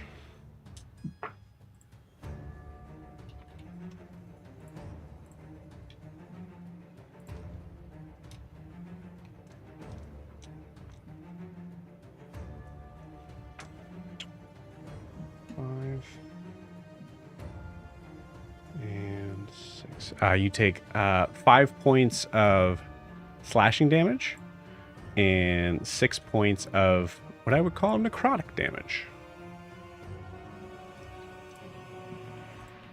Ow. Yeah. So Jet's gonna stop where he's at and not move anymore. As you were stopping, you feel yourself the 20. You're able to kind of resist from the choking sort of thing, but you kind of get the feeling of the space that you have within that same sort of aura that you felt before. Now within 5 feet here is it is hard to speak. Do I get any kind of understanding from it at all, or is it still just super unnatural? Yeah, you heard "not yet" in your mind. No. I mean the effects that are happening around this thing. Can I kind of pinpoint what's happening, or does it feel like super otherworldly? It feels like oxygen is not here. Okay. All right. If Jet has any more movement, he'll raise his hands and take a step back towards everybody else. Then. It's kind of a good question. So I would say so it actually took your full movement to get here. We'll just dash back because that. Yeah. Yeah. You got it.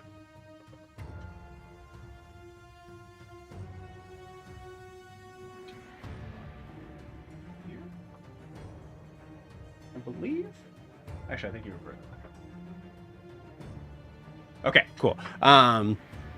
As you move back, you feel yourself all of a sudden You're able to breathe and kind of pull this in. And I would say, given like Jet, your specific sort of like type of magic, you recognize that it is something that is somewhat like an aura, but it actually feels very similar to kind of like a bubble.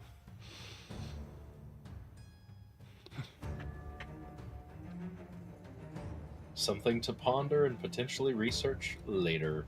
Yeah. Does that end your turn? Yes. You got it. Okay. Oh, I went the wrong way. All right. Ianthe, you were up. So Ianthe, you just saw Jet kind of like move forward, like trying to kind of like get to this space to be ready. And he was moving toward the ramp that Adim went up. No, he was moving towards the far column. Oh.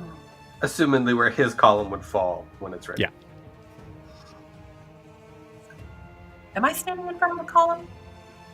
You're not standing in front of a column, but there's 4 columns, and given the idea of like where you would be at, your column would be the far left. All right. Okay. Now I'm gonna try something. If that's correct. Oh. Okay. Now I'm gonna try something. Maybe I shouldn't.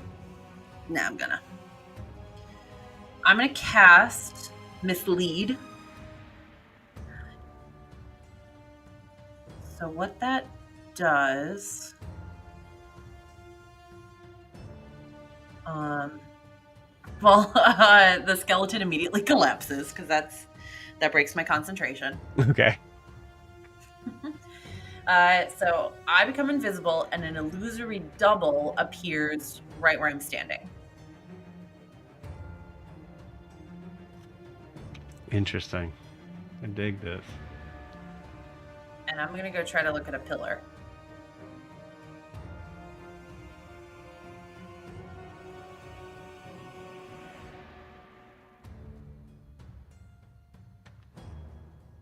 So you're casting Mislead. Yeah. I want to make it look like I'm still standing there, just like maybe impatiently, and hoping they don't see me invisibly sneak to go look at the other one. Oh, interesting. So there is a somatic component here. I'll subtle cast it if I have to. I would say subtle cast it. Nope, would make me not have to think. Oh. Okay, if it makes it easier for you, I think will subtle cast it. I will say, like, in all honesty, it's something that I think, the idea of like, because in the it looks like it needs to have sight on you, but if you drop something and all of a sudden you're doing this to like kind of like drop it, like, is it assuming that that's the movement to kind of like cancel the spell that you're at or cast something else? If you set a spell, there's no question about it. Okay, can we do this for? Sorry, I'm also trying to figure out. I would say either, because it's also a 5th level spell. So I don't know if you want to if you want to risk this. Either you do a performance check or deception. I'd allow either. Okay, because I was going to say, here's what I'll do. For narrative purposes, I will drop the concentration on the skeleton, and so it collapses at my feet, and I'll like look at it and like bend down and like kind of fiddle with it to kind of maybe make a little bit of a distraction. While I'm doing that, I will subtle cast Mislead. You got it. Beautiful. Love it. Awesome. So another version of you, and actually we'll grab just in case. You should have 2 of me anyway. I don't.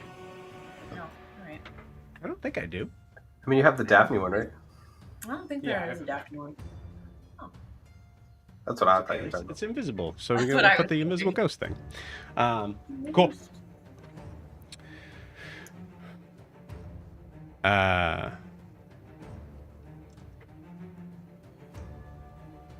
So it takes a bonus action to see through its senses, it looks like.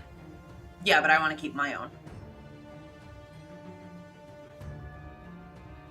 I can swap back and forth between mine and the double, and I keep mine. So you're moving there. You become invisible at the same time that Lucy appears where you're standing until the last duration of the invisibility. Got it. Okay, cool. Neat. All right, sweet. Yeah, so the invisible one is you. Yes. Cool. Yeah, awesome. Give me an investigation check. Okay. Hold on. I'm figuring out. Okay. I have so many things that do sorcery points that I can never keep track of what goes where. Investigation. You're not rolling very well. I don't.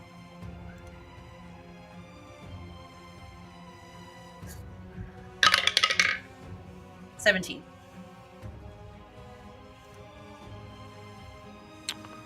Okay.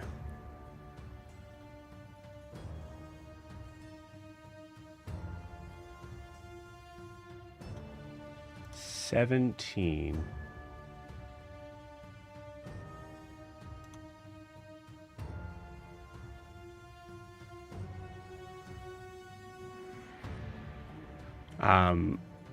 I believe Ianthe, what no, I already figured this out.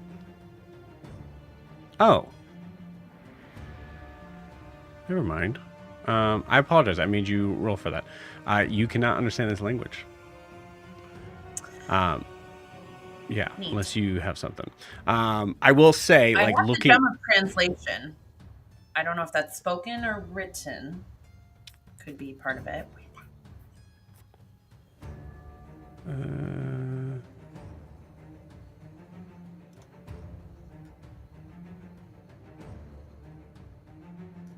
Gem of translation.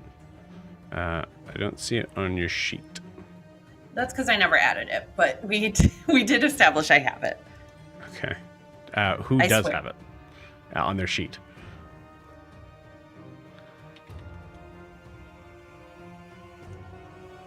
Never mind. I just added it. Okay. That's on me. When touched. Yeah, I mean, you've done a lot to kind of get to this point here. I will say, you know what? Yeah, when touch allows the holder to understand. No, I would say it's not very clear on this. Why is it not clear on it?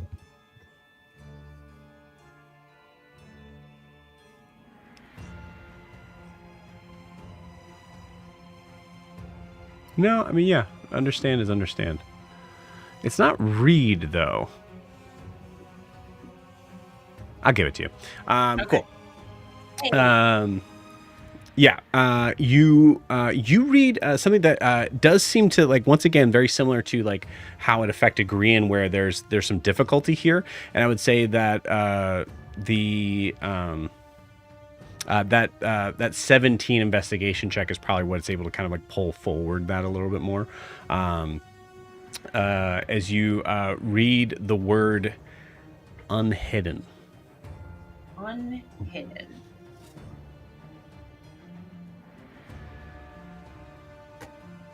Cool.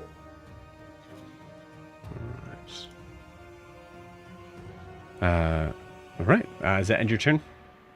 Yes. Got it. Do I have a bonus action? You do have a bonus action.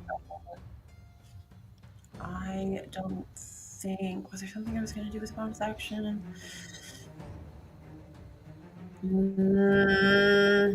Spartic Inspiration a spell? Nope. Never mind. I'm not going to do it. Never mind. Nope. Not doing it. Okay. Forget it. All right. Cool.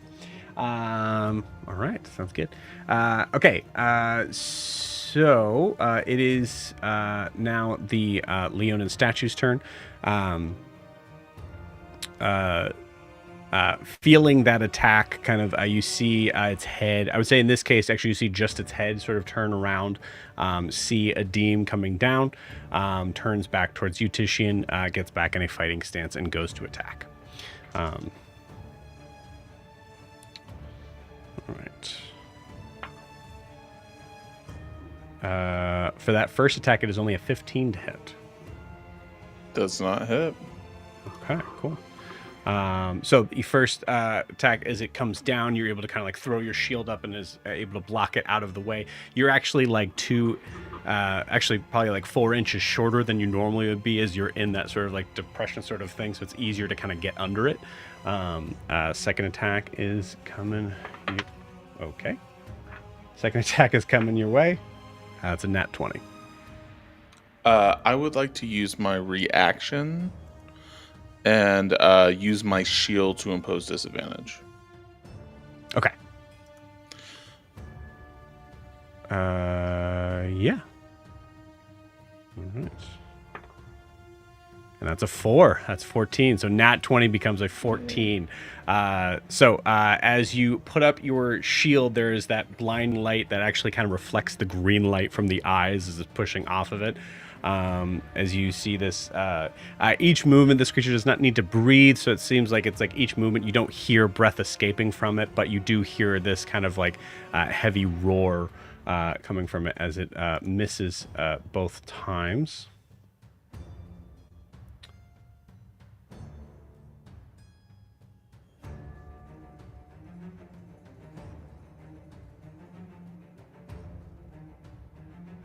As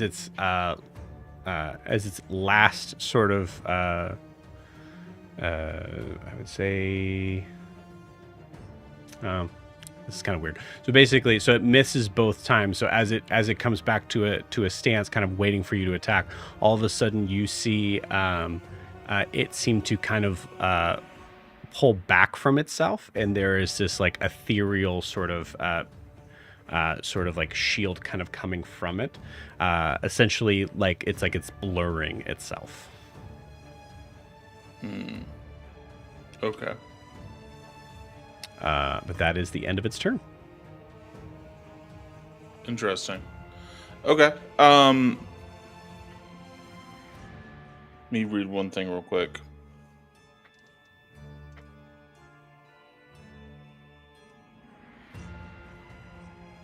Okay.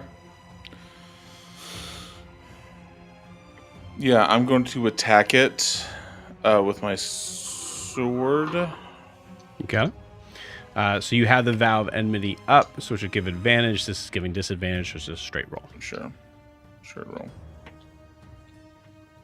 Okay.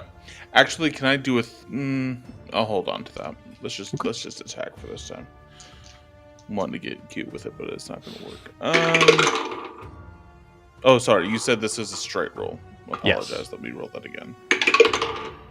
All right. That is a 11 to hit. 11 does not hit. Okay, first attack sort of just whiffs on by. Second attack. Does a dirty 20 hit? A dirty 20 does not hit. Does not. Correct? Okay. Well, that's just rude. I will stay where I'm at, but I will use the bonus action. What can I do here? What does a bard do? Or not bard, a rogue do. I think I can do a bonus action dodge. Is that a thing? Mm-mm. You can disengage as a bonus action. You can dash as a bonus action. Alright. Then I'll just stay where I'm at. Okay. You got it. All right. Cool. It looks like that that sort of etherealness is staying put even after your turn. Can I ask, I guess, one more thing, Joe? Not attack related, but do I get the impression that I need to stay standing in this spot?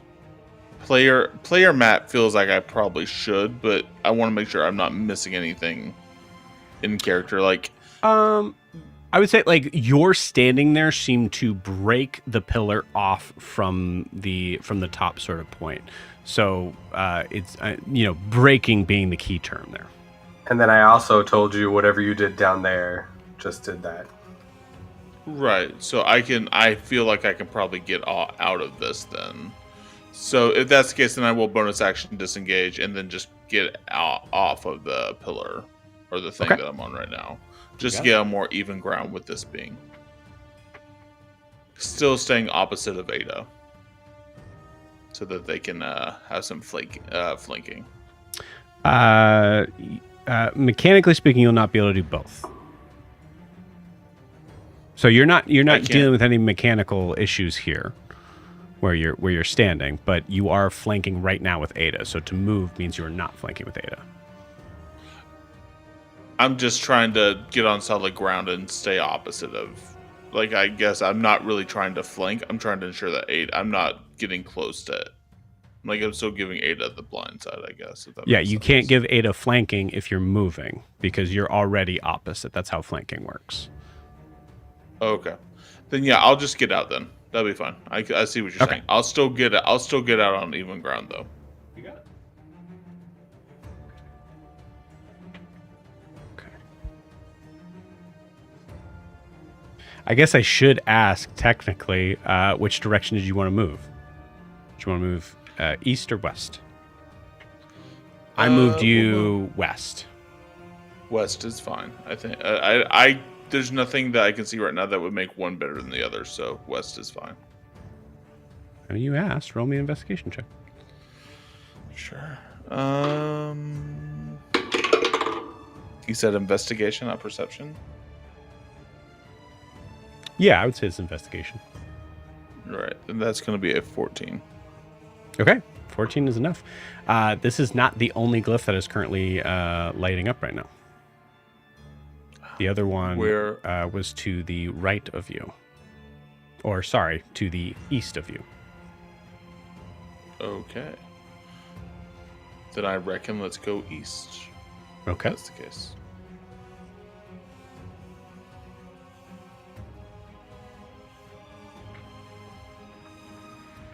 Cool.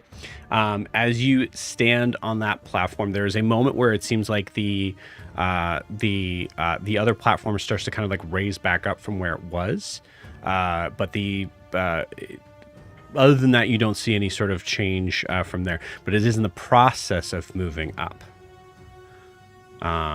So as you stand on this other platform, similar to how Ada kind of felt, standing where this is, you feel a little bit of a give, but it does not seem to be going down just yet. Cool. That ends Titian's turn. Is now Adim's turn.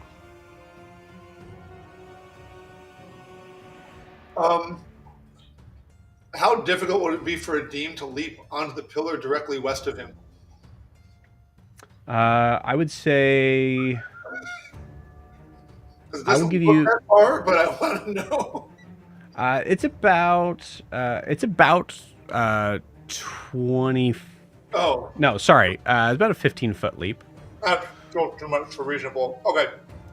I mean, you're a superhero, man. Hold on. I am. But I'm also a reasonable superhero who wants to fall onto the statue that's killing my friend. So I'm going to. Is there any possible way with my current movement to get to a space where I can get within hand-to-hand combat of this statue without using haste?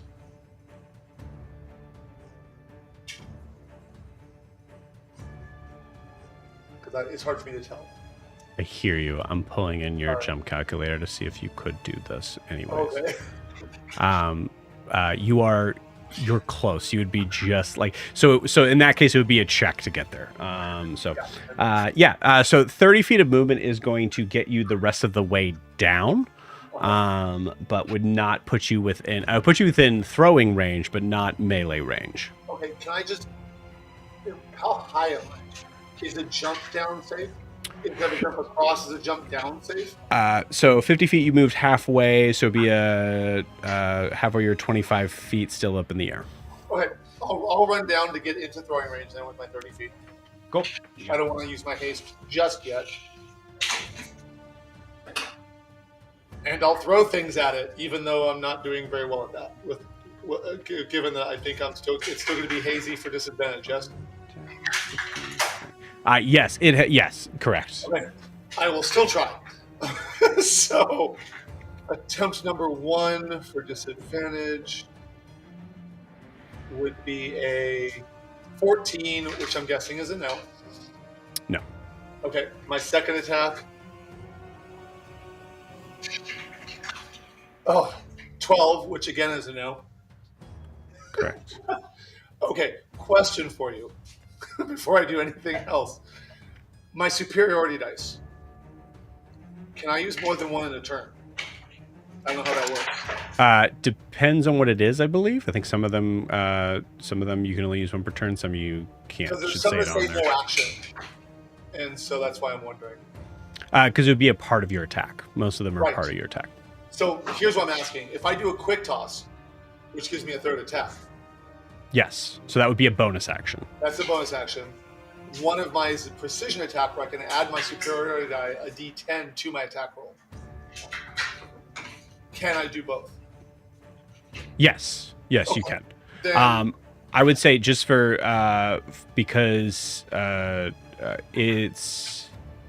I think you have to use it before you know the result. before or after. I read it. I can read it for you if Okay. you want. I checked. It says, precision attack. When you make it a weapon attack roll, you can expend one superiority die to add it to the roll before or after the roll, but before any effects are applied. Right. Before or after the roll, not to know whether or not it hits or not. Right, but I mean, I can make a general guess if I'm rolling close to my 23.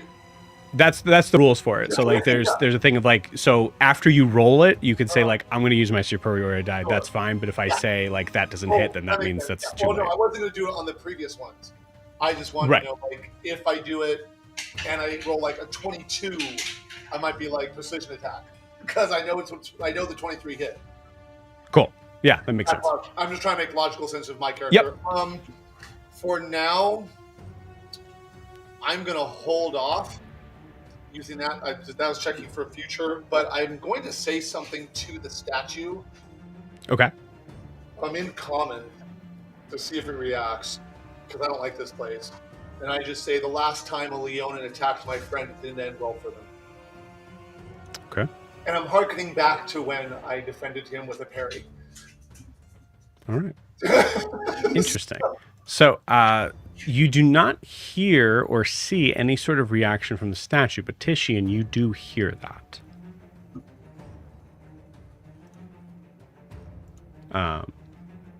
From Adim. Cool. Adim, does that end your turn? Unless something happens to me to react to, yes, I am done.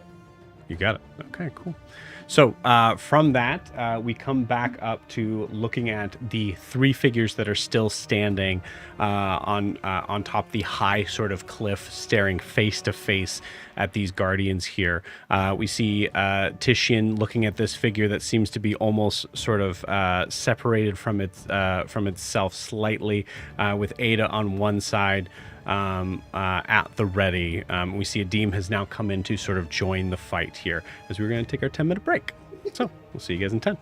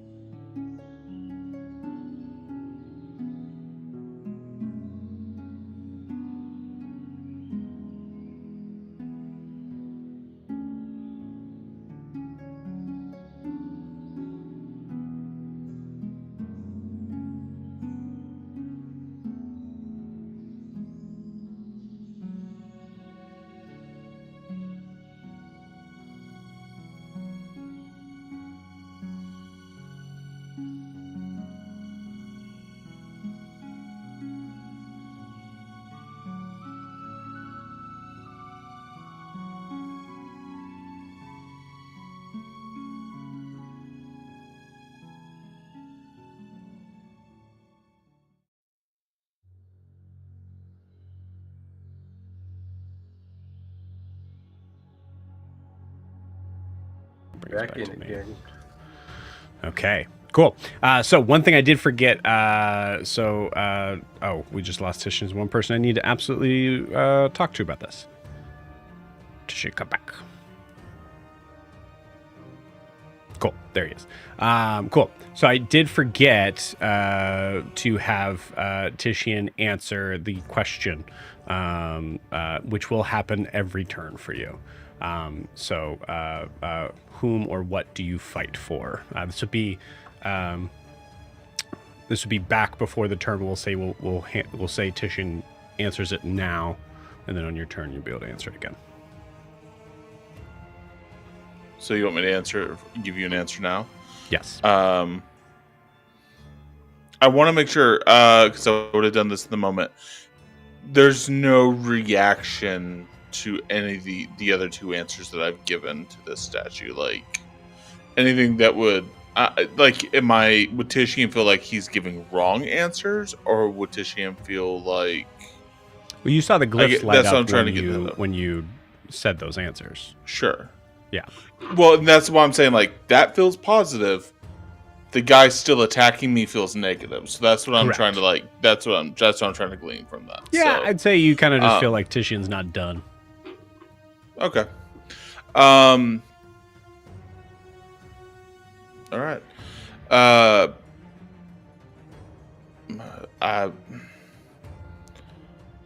fight to stop those doing wrong. Okay. All right. No response. You do not see any glyphs light up at that. Interesting. Cool. Top of the order, it is Ada. All right. Adim is on the field now? Correct. Okay. And is Titian within melee range of the statue? Yes. Great. Can I move to his opposite to get that flanking? Yeah. It's a little bit of a squeeze, but yeah, I would say you can. Okay. That's what Ada would like to do. And then she'd like to try hitting with her rapier again. Well, actually, I'm sorry. You would not be able to flank. You would be able to, because sneak attack does not necessarily have to be. Obviously, advantage would be a factor to that. But as long as the creature, I always forget the specific on this, but as long as the creature is within melee range of an ally, you're able to get sneak attack. But you're not able to flank on this. Enemy of the creature. So, like, it doesn't have to be Right. my ally, but it has to be an enemy of the creature within Right. 5 Cool. feet. Yeah, in this case, Great. yes, but you still have disadvantage on this. You can move from your space here, but it would be I have disadvantage. the creature seems to have blurred itself. Well, no. Okay. Yeah, well, it did. That's why Adim missed twice. Okay, well, then instead of attacking, I'm going to use my action to cast True Strike at it. So, oh, does True Strike only work on your very... Yeah, I would get rid of that True Strike 100%. It is by far the worst spell of D&D 5e ever. They did fix it in 2024. But we're not using that. Okay, great. Yep. Okay, modified. Here's what I'd like to do. I'd like to use Mage Hand to tap it on the shoulder and distract it. I'm kidding. Okay. Okay. That's what You I'd could like. try. Nah, you know, I could, but this is kind of important. Okay, so I actually think that Ada will use her bonus action to disengage, and she will hop back as far as her movement will allow, just kind of straight. Like, I think she's in a pillar, but like as far back as possible. You're not able to move too much further back from where you are, but you're able to move, to the left. Like you're able to move. Like around it. to the grave sort of area. Yeah, let's move back towards the graves.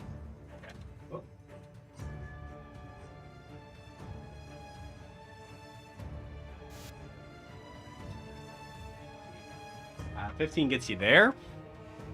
Great. And Ada is going to... Oh.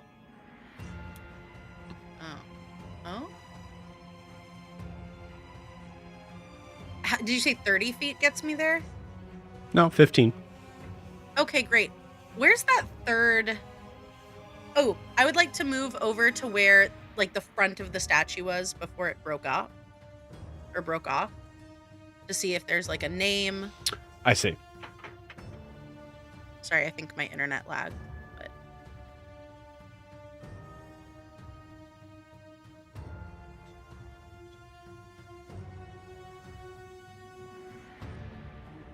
Oh, okay. It would take about 30 feet to get all the way over to there. But yeah, free action to read. Does does Ada read speak Leonin? Yes, she does. Okay, great. I was about ready to comprehend languages, man. I was about ready. I couldn't remember because you were a tabaxi, but you read the Nameless Warrior.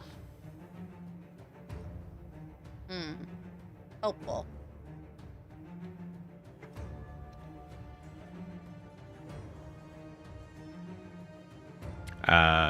So that is your movement. So what Yeah. else is Ada doing?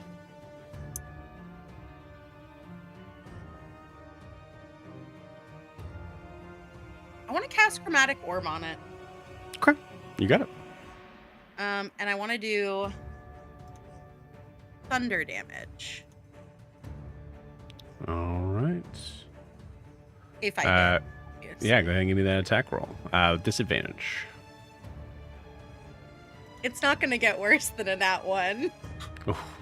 Okay, cool. Nat 1, you throw the chromatic orb as you see it kind of sail from where you thought it was going to hit and hit the pillar opposite of it. Fucking damn it. All right. Yep. Does that end Ada's turn? Okay. That's it. You got it. Grian, you're up. Jet, you're on deck. I mean, there's not much I can do. So I will hold my action to dash should the pillar that is mine fall. And I think it's going to stand there like a like when someone that runs track is like waiting and they're just kind of like jumping in place, ready to go. Nice. Very cool. But with the wings, it gets them a little bit further off the ground. Awesome. Cool. Jet, you're up. Yeah, Jet just got hit. He's not doing 100%, so Anthony, you're on deck. I don't really have much I can do with what I have now. Let me look through the features. Nothing cool there. Jet will take the dodge action and wait it out a little longer. You got it. Okay, cool. I will say, Jet, you can also do what Grian's doing because it doesn't seem like these creatures are attacking you. Okay. To hold action for dash to get to my pillar if it goes down. Cool. Sounds good. All right, Anthony, you're up. I just threw my needle. I would like to try to sneak to the other pillar and see if I can read what it says. Okay.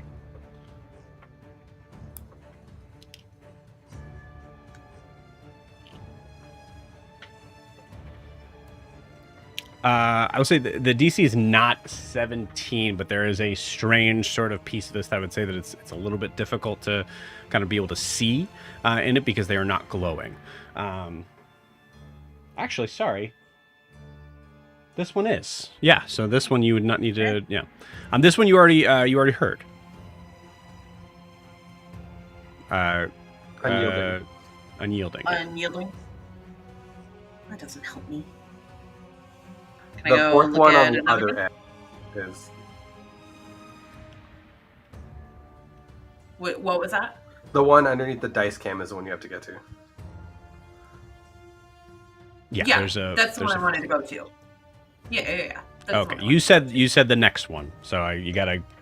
I did. I'm sorry. I assumed the next one was the unknown one, so that's totally on me. What's your movement? 30 feet.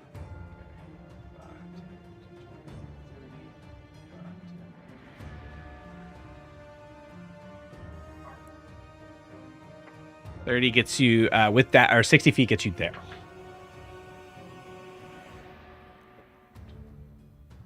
Okay. Cool. Anything else on your turn? Do I pass by either Jet or Grian on my way? You are right next to Grian, yes.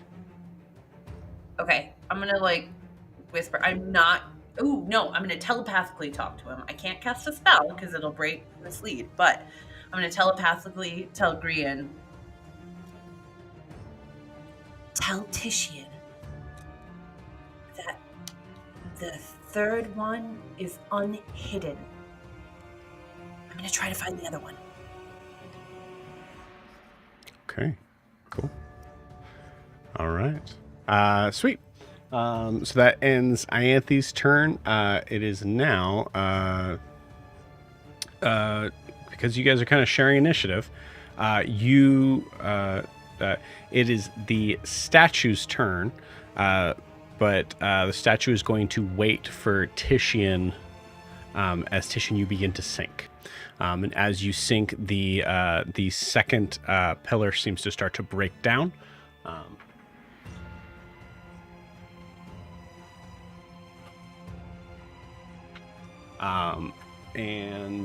Grian, you see the one facing you seems to kind of stand straight up, ready to go. And I will allow you to use your held dash. I imagine that's kind of what you were saying, I think, from when the pillar falls. Yeah. I think Grian's bouncing. He's like, now?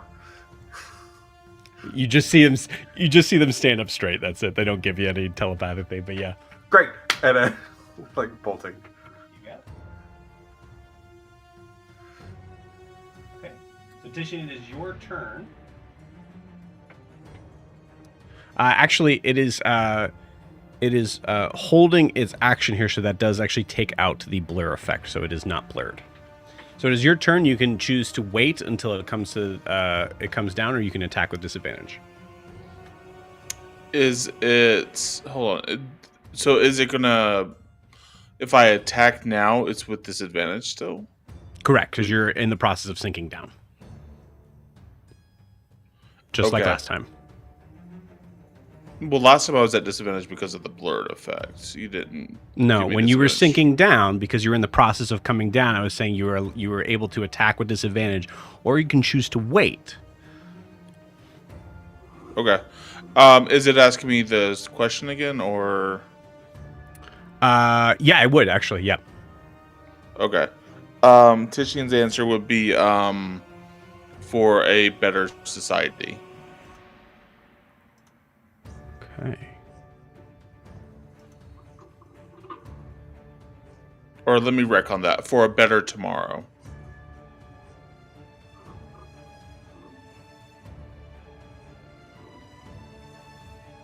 Okay. No response. No response, no change. Okay. Yeah, I will. That pillar has cracked and crumbled, correct? Just like Adin's did? Yes. So is there anything keeping me from getting out of it before attacking? Sorry. That's a good question. I would say in the idea of like, it's interesting.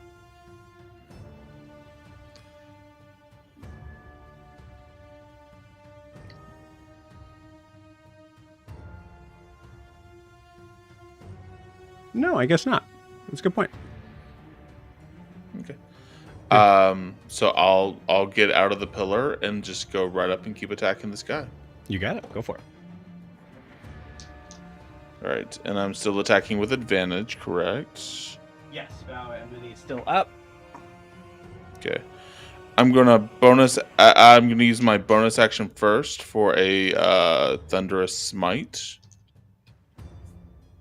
which is not radiant damage. It is, I believe it's thunder damage. Nice. Whatever the storm cloud is in D&D Beyond.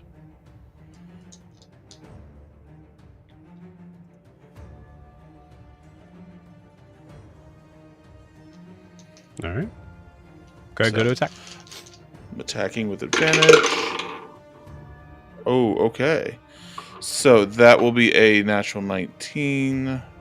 So that will be a 28 to hit. 28 hits. Cool. So it's going to take 2d6. That's also with sneak attack because with advantage. So that's 1d6 extra there. Plus 2d6 for the thunderous smite.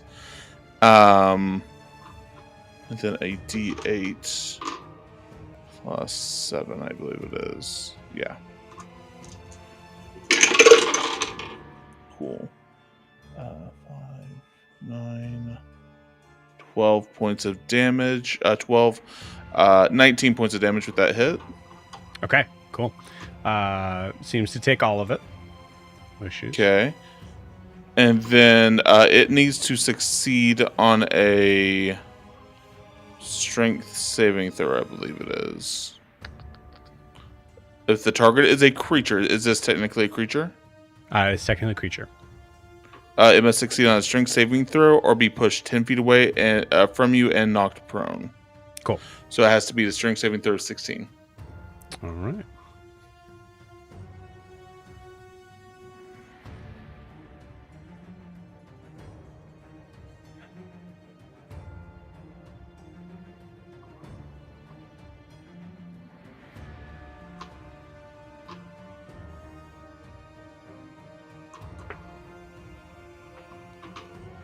Cool.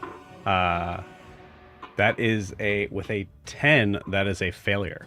It is pushed 10 feet back. It is immune to prone.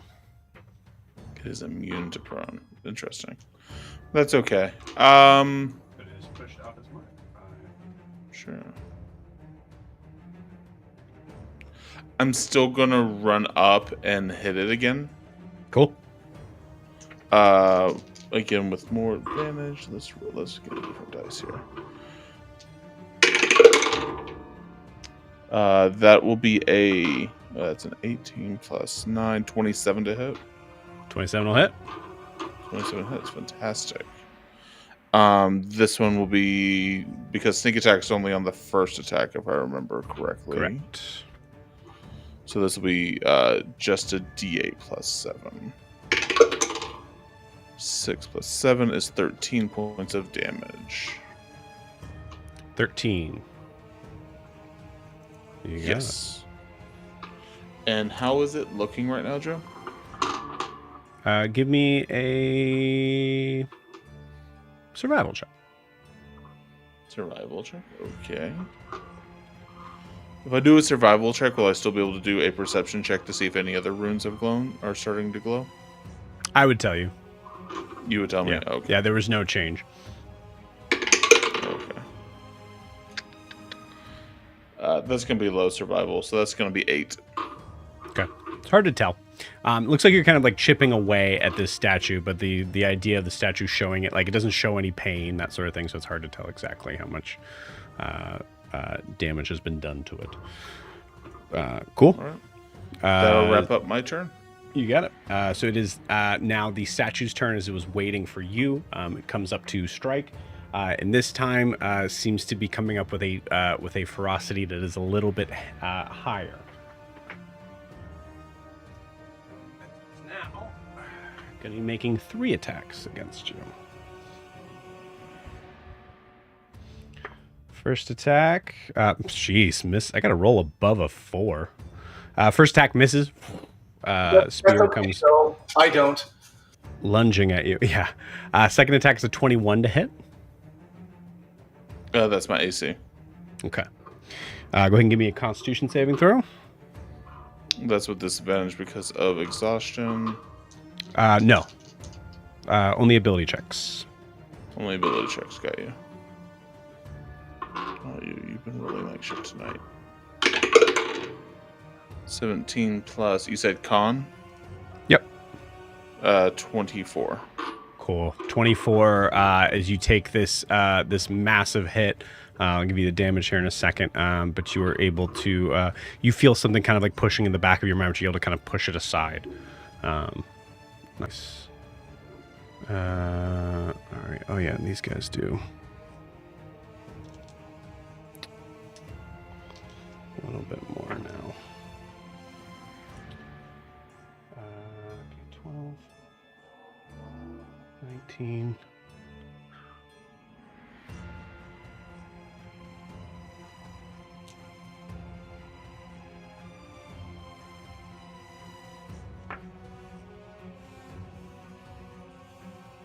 Uh, 27 points of damage on this on that first hit.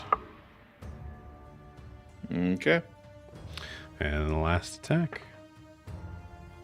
And that is a 20, which I believe is just under. Just under. Cool. All right. Sick.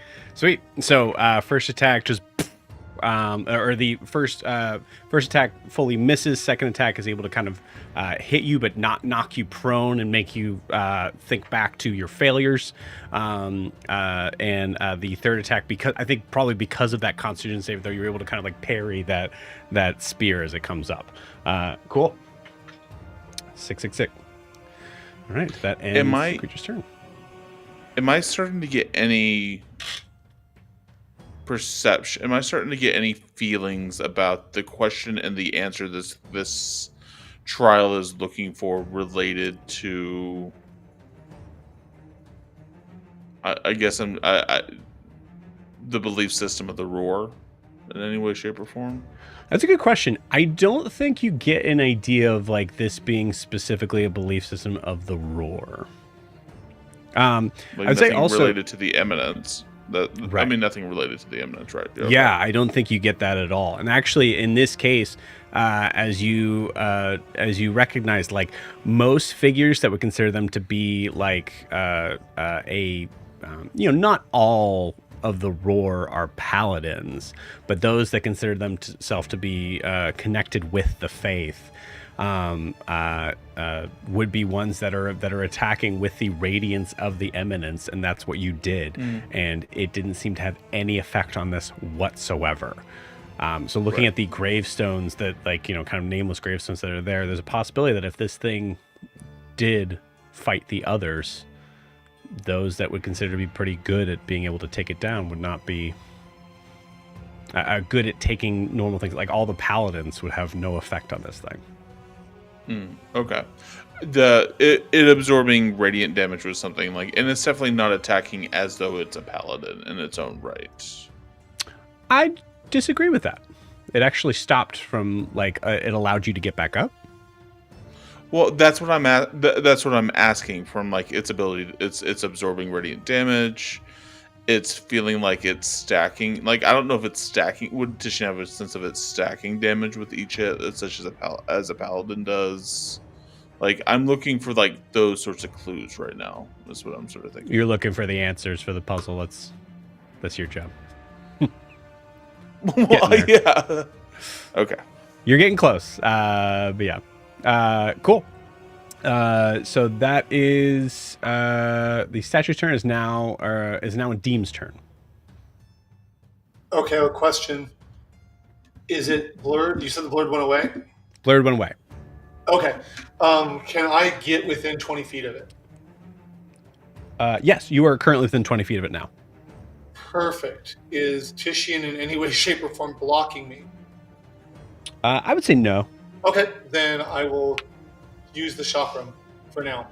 You got it. But I want to stay with. My goal is to stay. If it moves, is to stay within 20 feet of me, and it. So, like, if it moves somehow, I want to stay within 20 feet of it. That makes sense. I understand what you're saying. Mechanically speaking, the only way to handle that would be able to move closer to it. Oh yeah, no worries. I will. Does it seem actually? What's its reach? Does it seem to have a reach with its weapon? Can I guess its reach? It would have a reach with the weapon. It seems like it likes to try to get up close. Okay, then I'll move to 10 feet away from it. Okay, you got it. There is a reason for my judging of distance, but doesn't matter yet. Okay. I hope it will. I hope it will matter. All right. But right now, am I still far enough away to throw my chakram since I'm 10 feet? Yes, you are. Okay, then I will toss my chakram at it. You got And it. it's currently not disadvantaged, correct? Correct. I just want to make sure what I'm doing. Okay. A 14 would be a drastic miss. And okay, so I roll the 20. I'm using my superiority die for precision attack, so I'm going to add a d10 to that. Cool. I hope I roll higher than I usually do. I rolled a 6, so does a 26 hit? 26 does hit, yes. Okay. And this is why I was asking. Okay, so, excuse me, I need to make my dog not be right next to me. He's trying to be in my lap.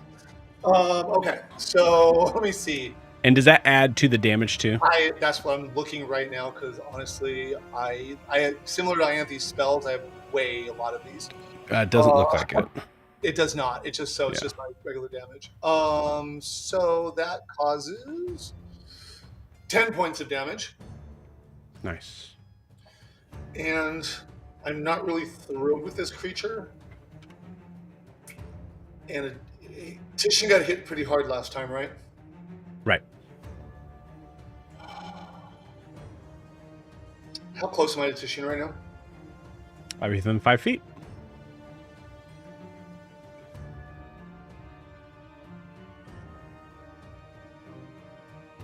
Okay, I'm gonna leave that there for now, but I'm ready to dance. And I tell Titian because I'm basically standing right next to him. I'm just like, I'm ready to dance when you are, and hopefully he realizes what I'm saying, and I am there. Okay. You got it. So Titian, you feel a Deem, someone that you weren't entirely sure truly if you're ever going to see again. The green one as well. Ada, I'm green. Yeah. Cool. Right. He can't see me? What was the question? Does it seem like he can't see me the way you're talking and describing me? It seems like Doesn't seem to be paying attention to you. He did see you come down though. Okay, so he does see I'm here. I'm like, is he gonna start swinging at me? Oh god. Okay, cool. Thank you. Cool. All right. It is now Guardians. The one let them go, or let Grian go. I'm taking them off the board, so I don't have to think about them, but they are there.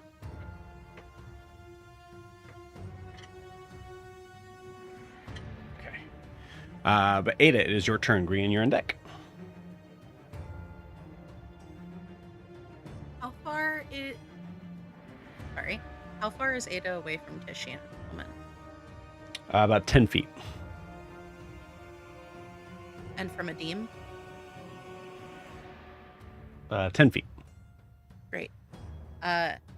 Free action. Ada's going to look at Titian. Is that the green man? I don't know what that accent is, but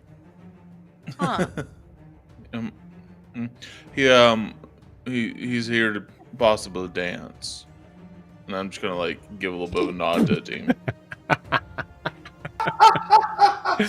Beautiful. I think despite all of the tension and the fact that we're fighting something, Ada gives Adim the once over, just okay. And probably given the conversation, Adim comes smirks at Ada and says, "You know your colors," and just beautiful.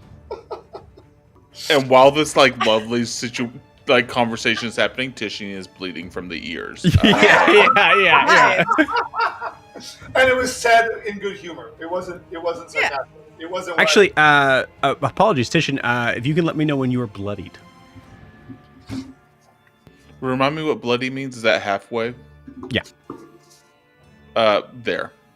Okay. Bloodied now. You got it. Cool. Good to know. Yeah, I think Ada's gonna run up to this creature and attack it. Yeah. Makes sense. I don't think it matters. You didn't ask, but Adim's been bloodied since 2 meetings ago. Beautiful. Oh, jeez. Is it still with disadvantage? No. And is it within 5 feet of an enemy of its one Yes, of it its is. enemies? Great. I guess I can kind of zoom in so you guys can see it probably a little bit clearer.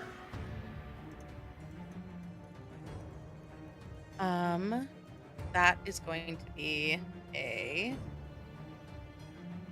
with the rapier, by the way, not a spell. 23. 23 hits. Very We nice. sometimes roll okay. Great. So the sneak attack with that. Mm-hmm.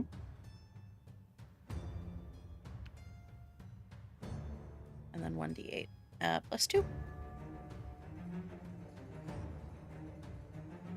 Oh, okay. Ada kind of recognizing the jest with Adim, looks over at Titian, sees the blood down his ears, sees that he's looking kind of rough, and just goes in with her rapier, doing 36 points of damage as she just kind of stabs into it as much as she can. Beautiful. Math is hard. 4, 3. Else. Okay. And then she's going to use her bonus action to, well, what is Titian's, like, halfway HP? So what is Titian's HP at right now? Yeah. It's about halfway. I don't want to be more specific than that. Yeah, Okay, you guys are fair, very weird fair. about that. That's cool. It's fine. The only okay. I'm I'm just trying to play Pain Olympics here. I'm trying to figure out, like, That's what... fair. Okay, fine.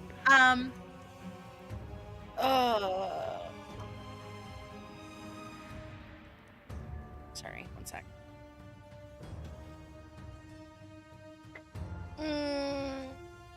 Yeah, okay.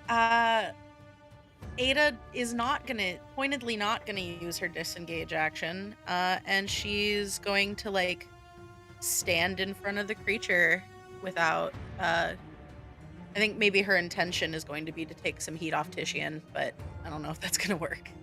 Cool. Got it. All right. And that'll be Grian, it. you got it. Grian, it is your turn. Jet, you are on deck. Grian, on your turn, you see the lion statue start to, the head seems to kind of turn, look in your direction, start to kind of turn back. Awesome. I'm gonna start with 2 Eldritch Blasts. You got it. So first one is gonna miss. Second one, Cool. You hit Ada. Just kind of know. yeah, I don't know who she is. Hit her. And then the next one, I believe, is also gonna miss. Yeah, 'cause it's only a 19. Perfect.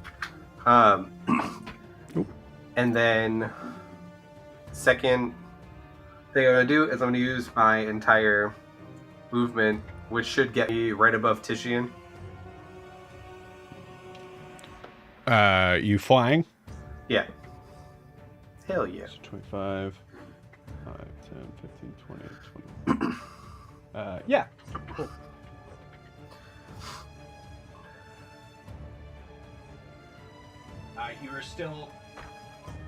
You're still 25 feet above Titian, but yes. Okay. And then I'm gonna yell down to him, "Hey, whatever you're doing, Ianthe says the next hint is unhidden," and then I'm going to bonus action healing light. So I'll let you know what that comes out to, and that's all I got. Okay, nice.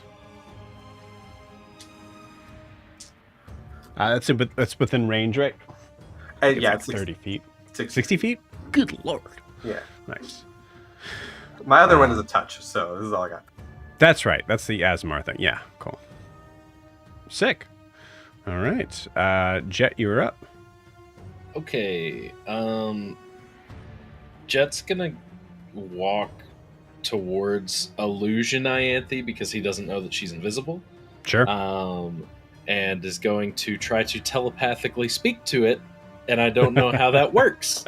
I'm going to say it works for the Okay. sake of the hilarity of it. just gonna walk towards it and telepathically say, "Hey, I might do something stupid. Wish me luck." And can I see the fight going on below me, or do I need to get closer to the thing? You cannot see it.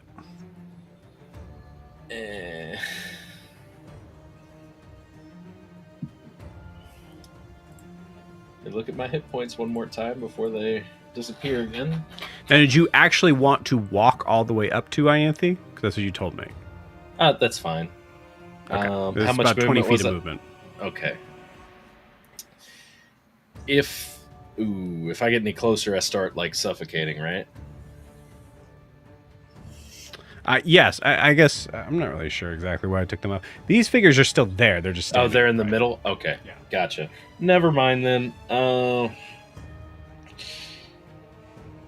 I guess. God, I don't know. Yeah, I took them off just so that you guys can see your characters better. There's less on the field, but yeah. Gotcha. Man, I want to do it, but I don't want to die. That's okay. I will just, I guess, dash to get back to where I was.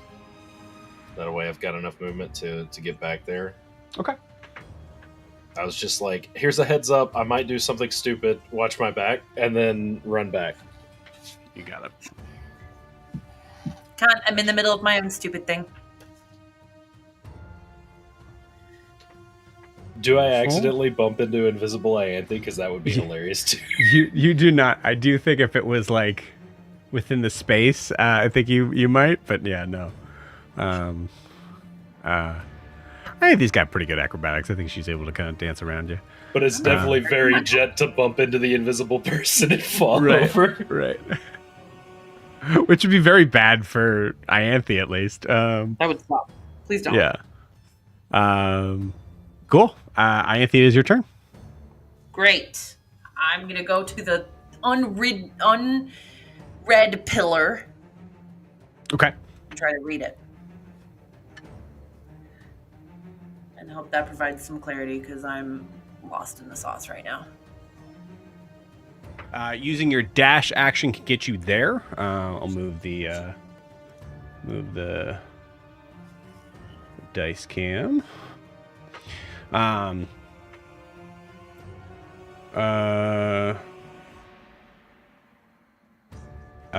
Same thing. So it is an investigation check to be able to see because it's not lit up right now.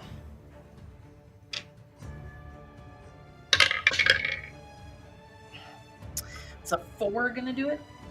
4 is not gonna do it, unfortunately. Well, I don't know what to tell you.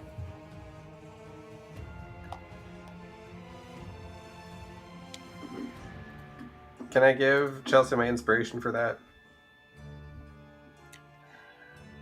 Sure. If you want it, it's yours. I'll try it. I add nothing to this, so it's gonna have to be a high roll. Roll high. Here I go. 9. No, unfortunately not. I'm sorry I wasted that. Beautiful. All right. It's worth a shot. Cool. Worth a shot. So, Ianthe, assume that ends your turn. Yeah, I'm not gonna do anything else. Okay.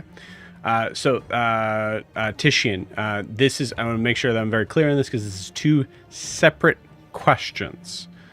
So the first thing, or I guess the second one's not a question. First thing is, once again, whom or what do you fight for?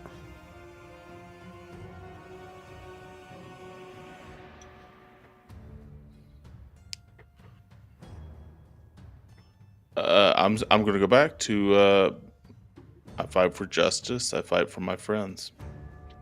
Okay. All right. So no response. Actually, I would say you probably see the glyphs that you originally said, or that seem to kind of like connect with that light up.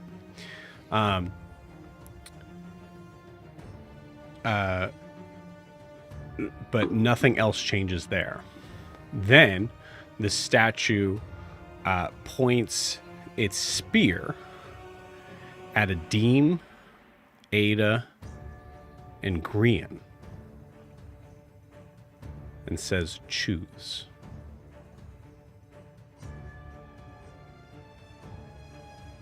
No. Good answer. Comes and attacks you.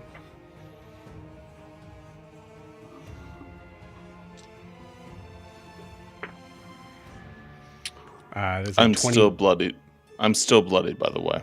Yep, that was what the bloodied was. 29 to hit on the first one. We're gonna do a silvery barbs on that. Okay, you got it. All right, that is Advantage. a 20. Awesome. Advantage to myself. Yeah, it makes sense.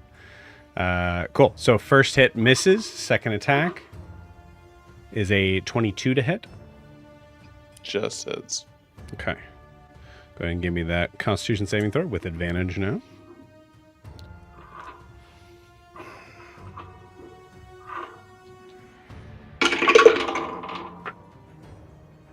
Oh my god, I rolled double 11s. All right, 18. 18 fails. 23. What is a failure that comes into Titian's mind?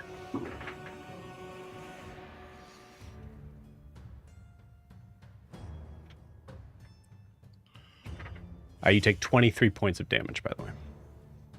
Awesome. Very bloody. A failure that comes to mind for Titian would be the failure of going back to what's the name of that town? Mir. Mir. Yeah. Specifically, yeah, just that moment where he tried to contact Mir and did not happen. You got it. Okay, cool. And as you are down on the ground, you see the spear raised, poised to strike, and that last attack does not come as it stands straight up, waiting for you to get back up. And that ends its turn. It is your turn. Fantastic. I will get back up.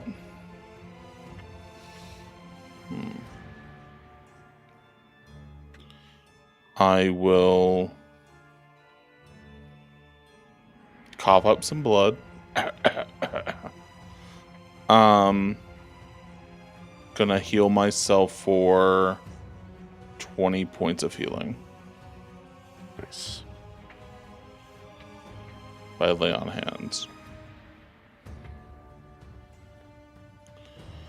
Then that will be my full action. Then my bonus action will be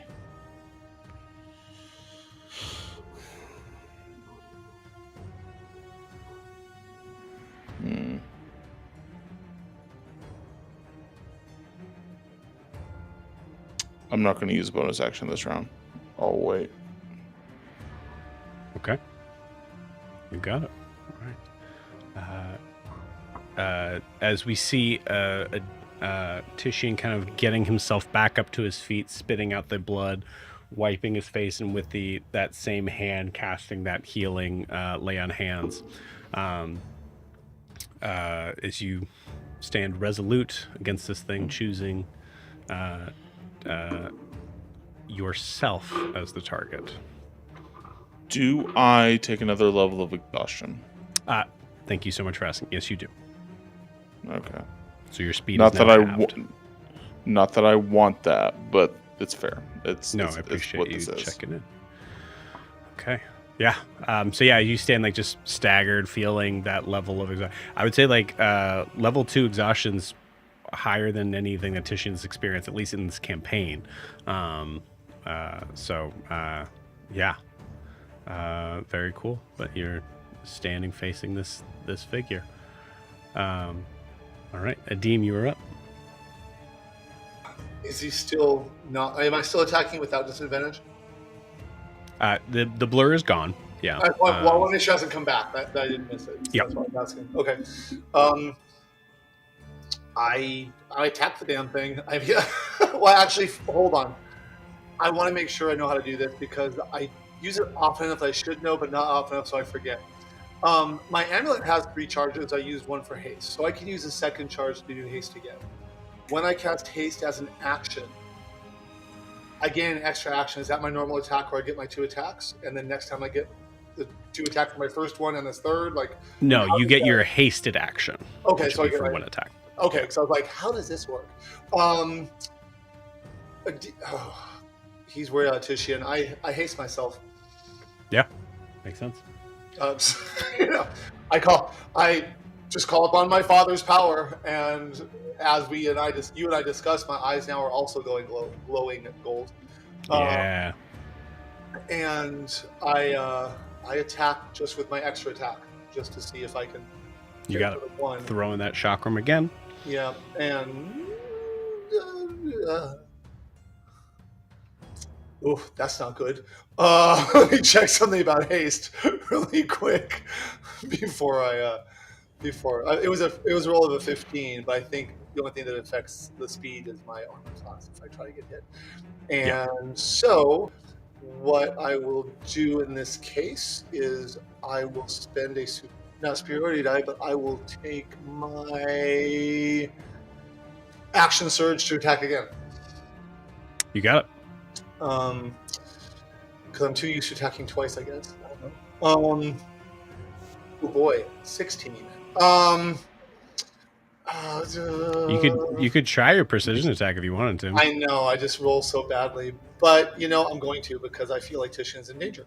So my precision attack, it'd be nice if I got a good roll. 6, making it a 22, and I don't know if it's 1 under my 23. 22 exactly hits. Yes, okay. Well, now we know we need to hit, ladies and gentlemen. So my 22 hits, and it is a 9 for damage. Okay. And do I get the impression I get specific answers out of this thing with my chakram? Have I ever gotten specific answers? Or is it more nebulous? Well, it depends. I mean, as far as the idea, the mechanic that we've had for it, like if it was something specific you're asking for, if I deem it, it's DM's discretion. Can I hear the questions that Titian's being asked? Yes. Okay. I want to know. It's a very ephemeral thing, but I want to help it. I want to help Titian. What's it looking for? And it does get a save. I'm not sure. The save for it is... Hold on, let me clear these numbers away from it. Constitution save 15. Okay. I just want to know... I'm looking for something to help Titian. What's it looking for from Titian? Okay. Con save? Yes. Okay.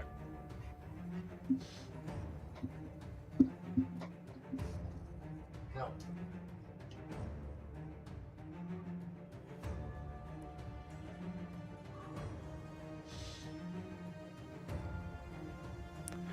I would say with this, you get the feeling that this is not an entity that exists in a consciousness of asking for something and having a need for the answer. Okay. It's more of the idea of it's part of the construct of this place. Okay.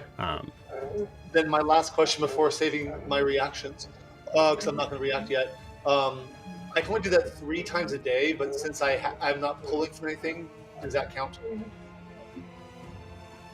Does my attempt to take knowledge from it count, since there's nothing to take from? I would say that is information. So yeah. Oh, okay. So yeah. Okay, no worries. Thank you.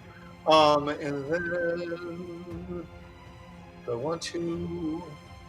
I do not. Okay, I'm good. Unless I need to react, I'm good. You got it. All right, cool. Back to the top of the order. Guardians are good because you guys are good. Ada, you're up. Green, you're on deck.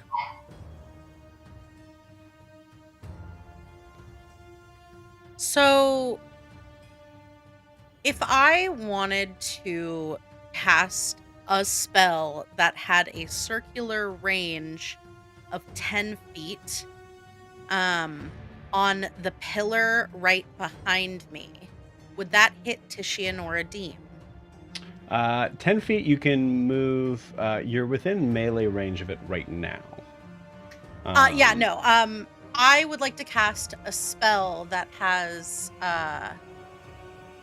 circular, like a radius. Yep, of 10 I'm with feet. you. I'm hearing what you're saying. Is it a ranged attack spell, or is there a spell save for it? Spell save. Okay, awesome, cool. So you don't have any disadvantage because you're right next to it. Is what I'm asking for. No, I would have to move to cast the spell. I just don't want to hit Titian. There is a way to do this without hitting Titian. Yes. Great. I would like to move backwards, or like toward where you are in frame, like down. South. Okay. Okay. I'd like to move south 20 feet. 10 feet. Okay. I don't like that. You're within melee and range. I don't want to be within melee range. I understand that. I would like to disengage with my Thank bonus action. you. That part. Bonus action. Disengage. Yes. Bonus action disengage. I would like to move back. Let's say 15 feet. 15? I would like to cast Shatter. At second level. Angling it to avoid Titian and Adim, or the Green Man. I am able to. I can move it, like cast it from 60 feet away, and it's got a radius of 10 feet. And stone creatures would have disadvantage unless you have something very clever planned. Does it say stone creatures or does it say constructs? It says, creature made of inorganic material such as stone, crystal, or metal has disadvantage on the saving throw. Beautiful. Okay. And it would be a con saving throw. DC 15. Okay.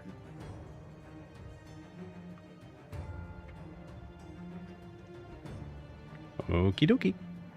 So, for clarity's sake, to be able to make sure that Titian is not within range, you'd be hitting the creature and then the pillar behind the creature. Okay. Yes. Cool. All right.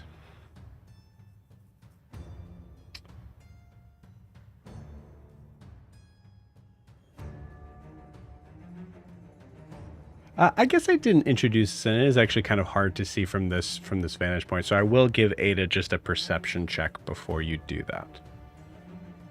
Okay. A 19.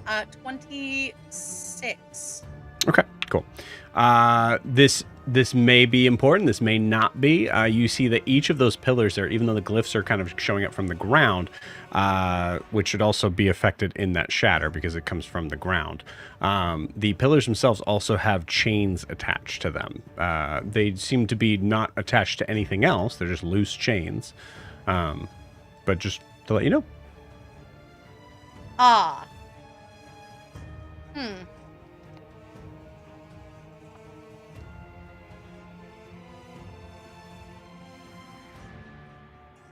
Yeah, I don't think that she knows what that means. We're gonna go ahead and shatter. You got it. Con save? Yes, con save DC 15 at disadvantage. Okay. Wow. An excellent con from this figure, but a natural 3 on the die is not going to do it. Cool. That's a fail. Great. 3d8 thunder damage coming to this creature.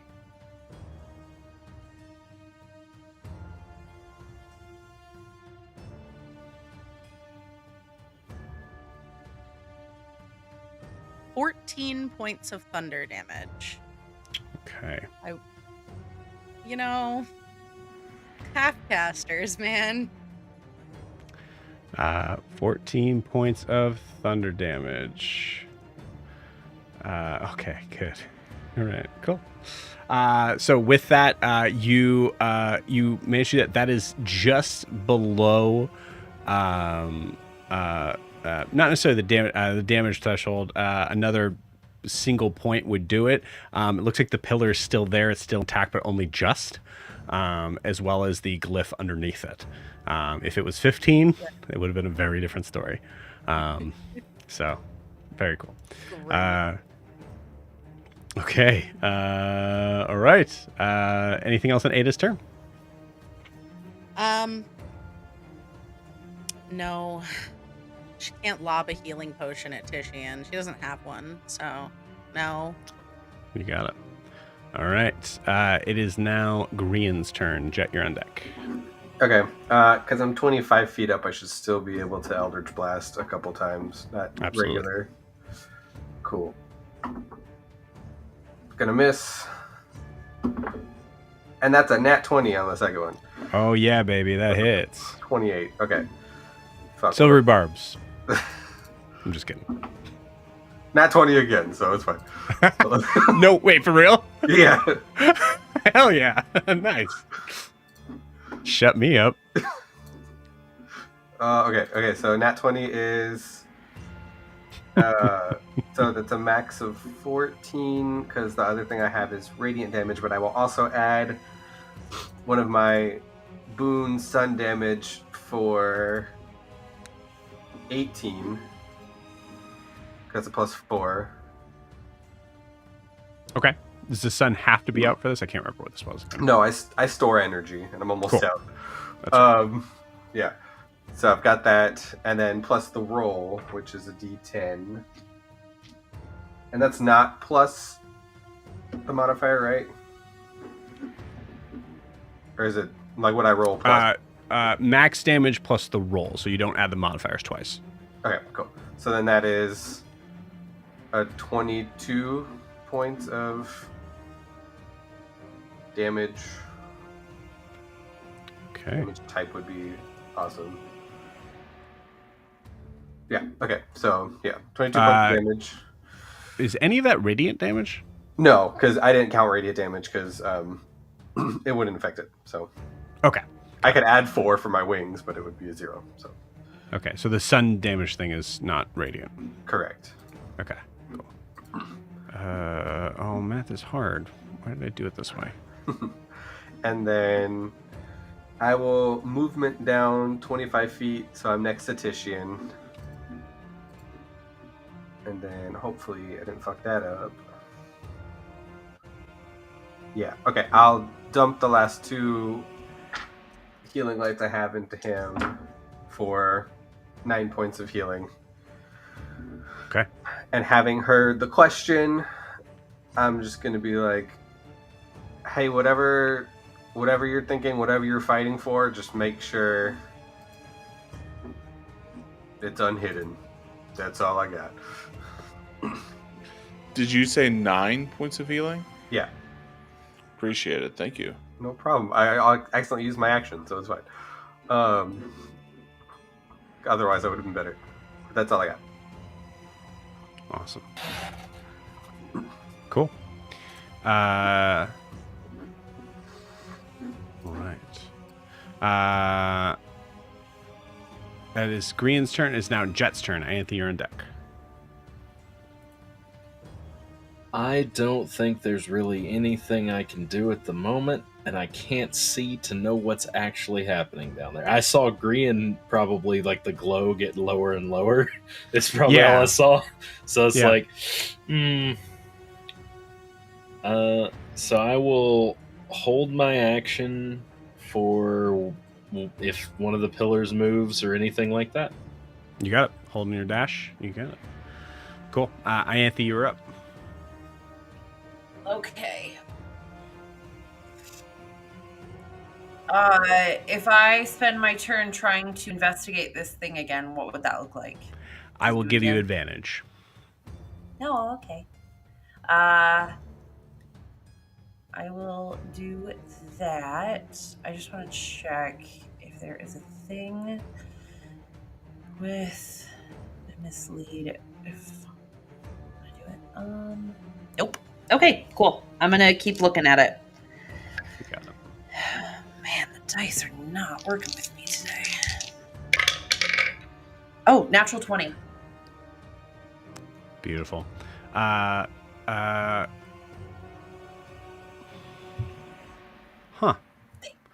They heard me.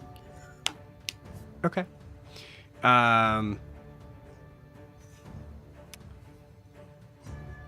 Clear as day. The word reflected says unselfish. Unselfish.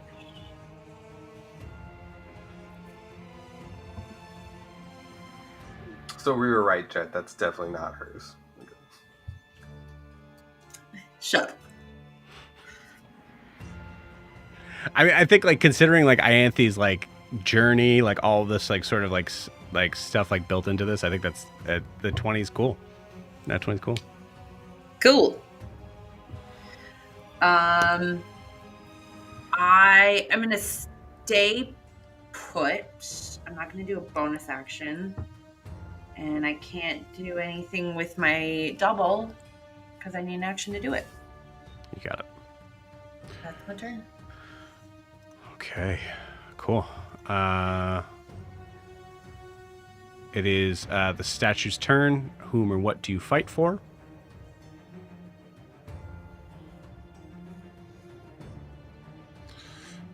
Love.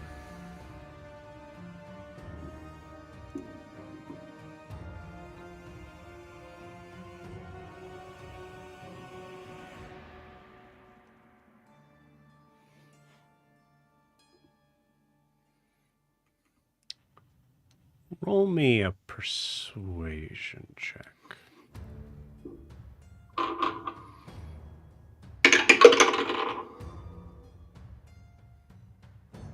Mm-hmm. 23. Yeah, baby. I like it. Cool. Roll me a d4.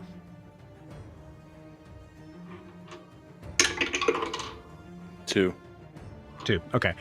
The one that the glyph that he is standing on lights up. Oh, okay. Truly, it was a toss-up on whether or not it was the one that you were currently standing on or the one that he was standing on. Cool.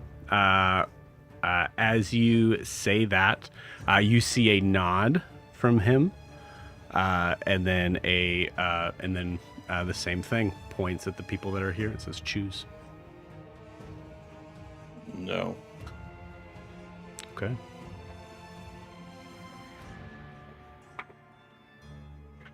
First I mean, roll. Grian. Hit Grian as hard as I'm getting. Fuck. Sorry, I saw the spear and Shit. I was No, like... wait, fuck. Oh, yeah. Wait, okay, hold on. Hit Ada. I've only been with her for like 6 hours. No, I'm kidding. The first attack that goes to Grian completely misses. The rest are coming at you. Yeah. What was the first attack missed? First attack 15 misses. Yep. Second attack, natural 18 on the die for 28. That'll hit. Which Okay. Silvery barbs it. You got it. 25. Still hits. Reaction wing. I'm within 5 feet of Titian, and so you'll add +4 to your... Did you go down to Titian? Yeah. Okay, I missed that. My apologies. You're good. It'll still be that'll still get me at +4 to my AC. Yeah. So I'll still be at 25 AC. So I think it's. I thought you said your AC was 22. It's fine. It's good. It is if it's dim or dark light, but Joe said this was very sunny battle right now. Well, you're in the light of the creature staring at you, I would say. I was going to say, I thought it was nighttime. Yeah, this light is enough to push through the divine smite of Titian's hit, so it's pretty lit up. We get it, Joe. This is basically a day at the beach. We understand. Yes, This is summer. this is the reckless. Cool. So that hits. Go and give me that con save. I still have advantage because of the silvery barbs. Silvery barbs, yeah, hell yeah. So since I casted that on myself, I'm going to assume a 17 does not save. Does not.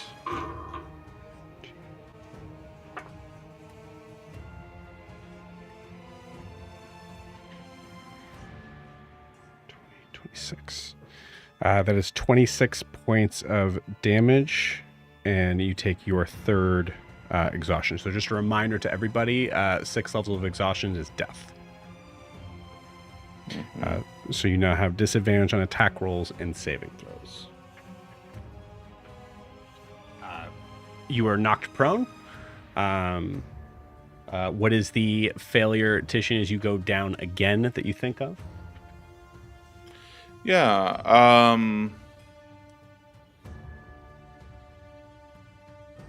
I think back to... Honestly, I think to the family. And I think back to the failure of being caught by myself.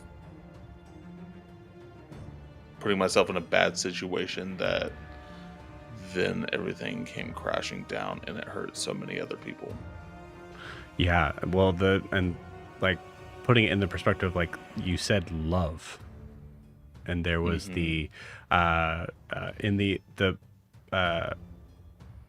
the possibility of what this connects to. In this case, this almost led to a space of, I wouldn't say selfish, but maybe in Titian's mind right now, like that extreme sort of like level of like selfish of like taking that moment and having everybody.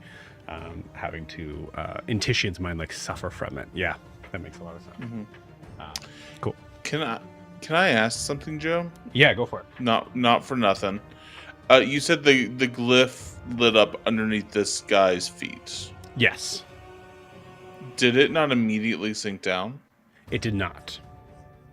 However, one thing as it once again goes to like make its third attack, steps back, and then also steps to the side. Okay.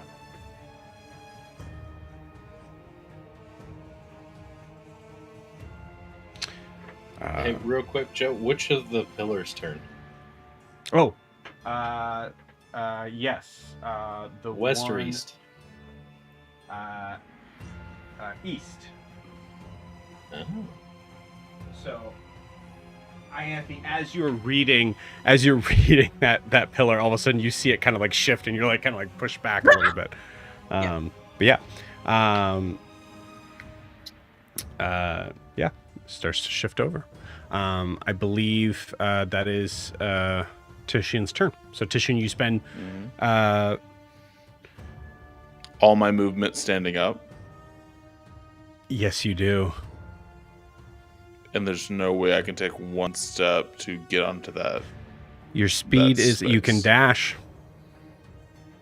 Your speed is halved, and it takes half your movement to get. Wait, I believe. Okay, hold on. Let me check this right now. Yeah, because half my movement could be. It's like right. Half of 35. Is it half your current movement, or is it half your total movement? It might be total. I think that's how it's supposed to work, but.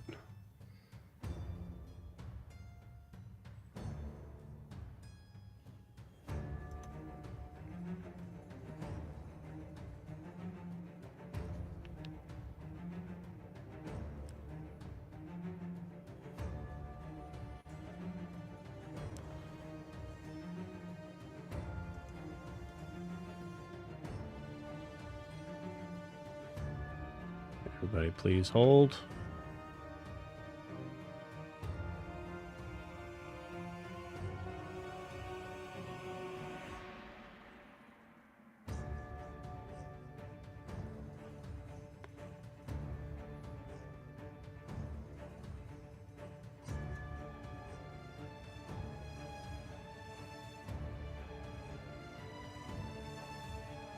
Okay. Fun little tidbit on this. So this is silly in the details. So standing up from prone costs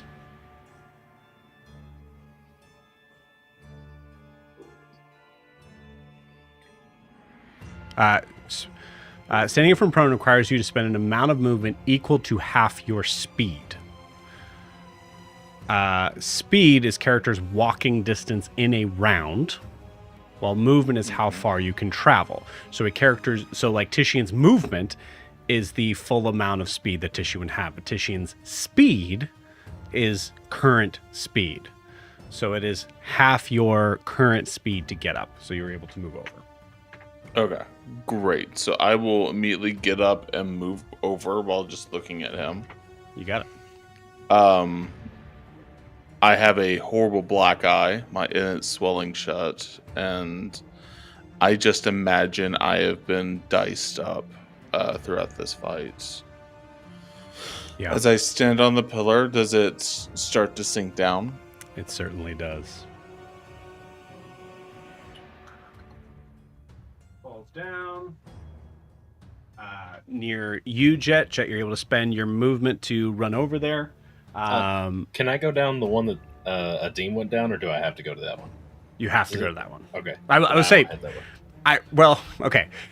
Joe made a mistake of saying you choose what you want, but I will say option 2 would be very bad for you. Okay. Because these guardians suck and they're specific. Gotcha. That's fine. I will run. He'll take like 5 foot towards that one and then go the other way when he sees that they look at him again.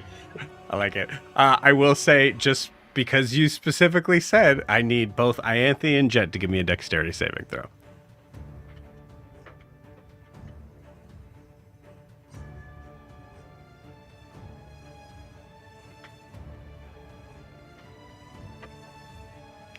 You said, oh yeah, because she's invisible. Oh, that's funny. I got a 9. Okay. I got 11. An 11. Okay, cool. Oh my god. Spellcasters are useless right now. So here's the weird thing here. I'm going to have Ianthe roll a concentration check. Because I don't believe you would, like, you're not going to be taking damage from this, so I don't believe this breaks your invisibility.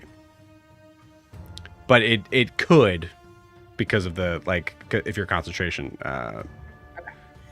I do have advantage on those. Great.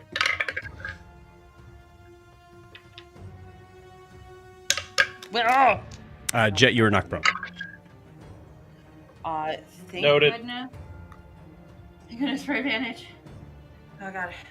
And my constitution is really high. 26. Okay, yeah, 26, you're good. I Thank you for advantage. Jet is Thank just you, Warcaster. full on running with his spear out in one hand, and just all of a sudden he just hits something and then just collapses and rolls to the side. Yep. Beautiful. Okay. So anyways, all that happened on Titian's turn. So Titian, as you were standing there, what would you like to do? Like, you kind of figured out that you can actually step off, as it is the process of breaking. So yeah. I will step off again. Did he position himself on the last? He did. Oh, fuck. What a jerk. All right. He's a jerk. He's a jerk. He's just what I would call a jerk.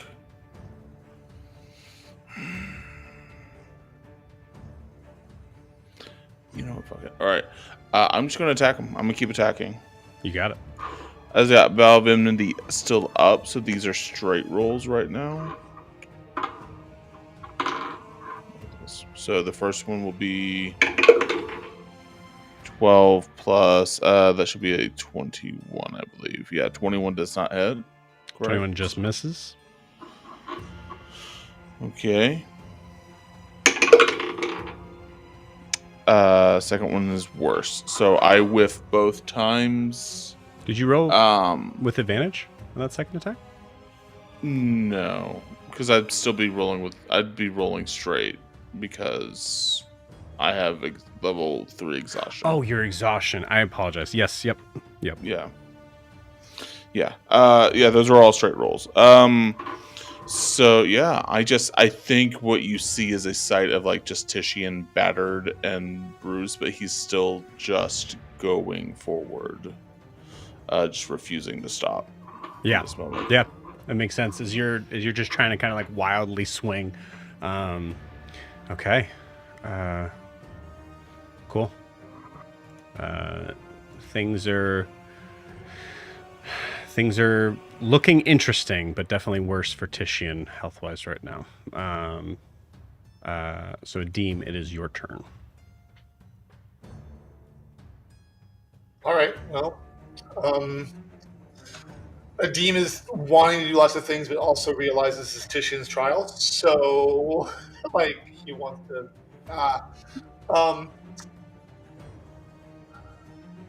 He'll attack. Adim attacks. Let me see. Attack number 1. 26. 26 hits. Just so I can get them out of the way, I'm going to roll all of the attacks right now. My primary attacks, if you don't mind. You got it. So I hit 1. Attack 2. A 21. Superiority die. Yeah, that'll get you there. Yep, and which is, just for funsies, a 3. So I hit twice. And let me mark that one off before I forget, because I will. And then my third attack, because of haste. 18, and I'm not going to roll the superiority die that time because it's too iffy and I need a couple just in case. So I will roll 2 times for damage. That would be 8 plus 11, so 19 points of damage. Okay.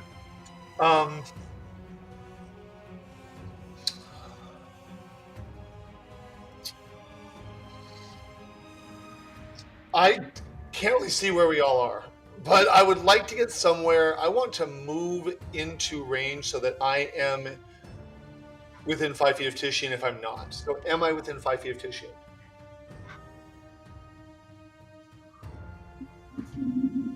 I basically want to be adjacent to Titian for bait and switch. You got it. And I'm guessing that puts me within melee range? Yes, it does. Okay, that's fine. I then, as I'm moving, I switch from the chakram to my trident. Okay. Yeah. And I'm going to hold my... I'm not going to hold. I'm not going to use my bonus action, and I will use my reaction in case it takes a swipe at me so I can parry. You got it. And I am done. Next person. Okay.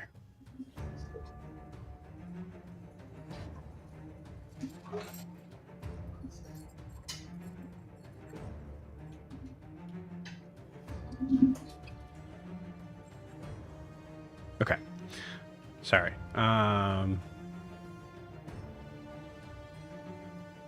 Great. Back to the top of the order. The Guardians do not notice Ianthe doing anything but staring down, continuing to look at these bones that are down there. I feel like she's just like, I feel like it's when if you look really closely, you're like, she has not moved much. Yeah. She's standing like tapping her foot. Yeah. Yep. That's fair. Which I will say, like, also it kind of brings to the space of like, well, I don't know. It's all kind of, yeah, these guys aren't dumb, but you know, they're not. Forget it. What am I trying to say? I intentionally made it where it's like, unless you look real, like, watch her for a good minute. Right. These creatures are not like, they're probably similar to the intelligence of guards, would be the way that we kind of like put it in that regard. So, cool. At least for these purposes. Cool. Ada, you are up. Grian, you're on deck. Okay. Ada's gonna rush forward to the creature again. She's gonna try to attack with her rapier. And cool. While she does... You have advantage now because... Thank you. Flanking. And while she does, she's going to try just, like, yelling at it to, like, stop hitting Titian. Okay. Sorry. Yeah, no. Mom shame it. Like, what? Just mom shame it. Yeah. How dare you? I thought in a different way of just like, stop. Stop it. Stop hitting him.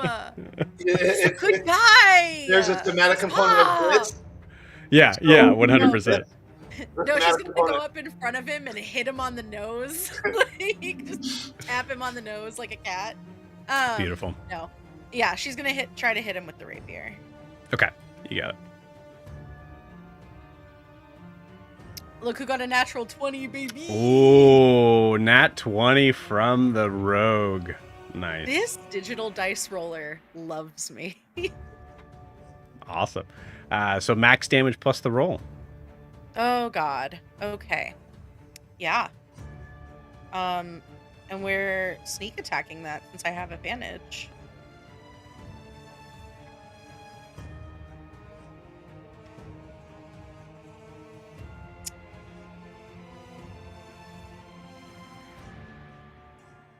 Is almost 30 points of damage. Oh wait. 37 points of damage. Okay. 3. Math is hard.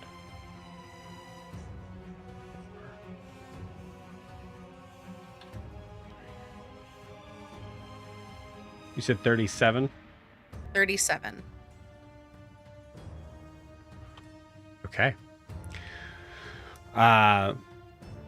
Because this is a little bit trickier to kind of determine, Ada, give me a... Oh, you're probably pretty good at investigation. Give me an investigation check. Decently okay at it. 18. 18. It is very difficult to sort of, as you kind of slice into this thing, you actually manage to kind of like get to a spot right in between its arm where it's not holding the spear, where you see that arm start to kind of crumble and fall off. This creature is finally bloodied.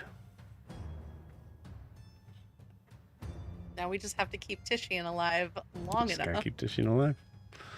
Yeah.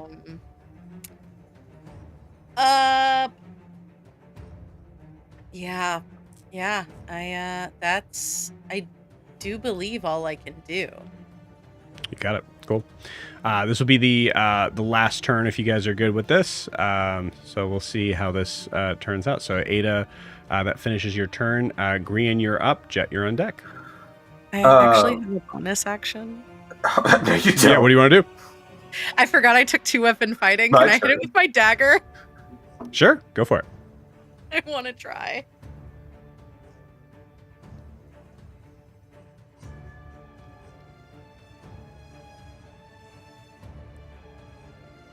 $21. Just misses. Grian, your turn. Anyways, before I was so rudely interrupted, I love that it just missed. Like if it fully whiffed, it would have been like, well, good try. The 21 was just like, perfect. I will grab Titian's shoulder, and I'm just gonna be like, man, I believe in you. And it's just like whatever lights Grian's got left in him is going to drain that way, and I'm going to heal him for 10 points and that's all the healing I've got. All right. I don't even think I have bonus action left. Movement next to Titian, and then I'll say, Matt, you've got my last remaining +4 to help you if you get hit. I wish you guys the best of luck. I will see you next week. Thanks, Brandon. Appreciate you.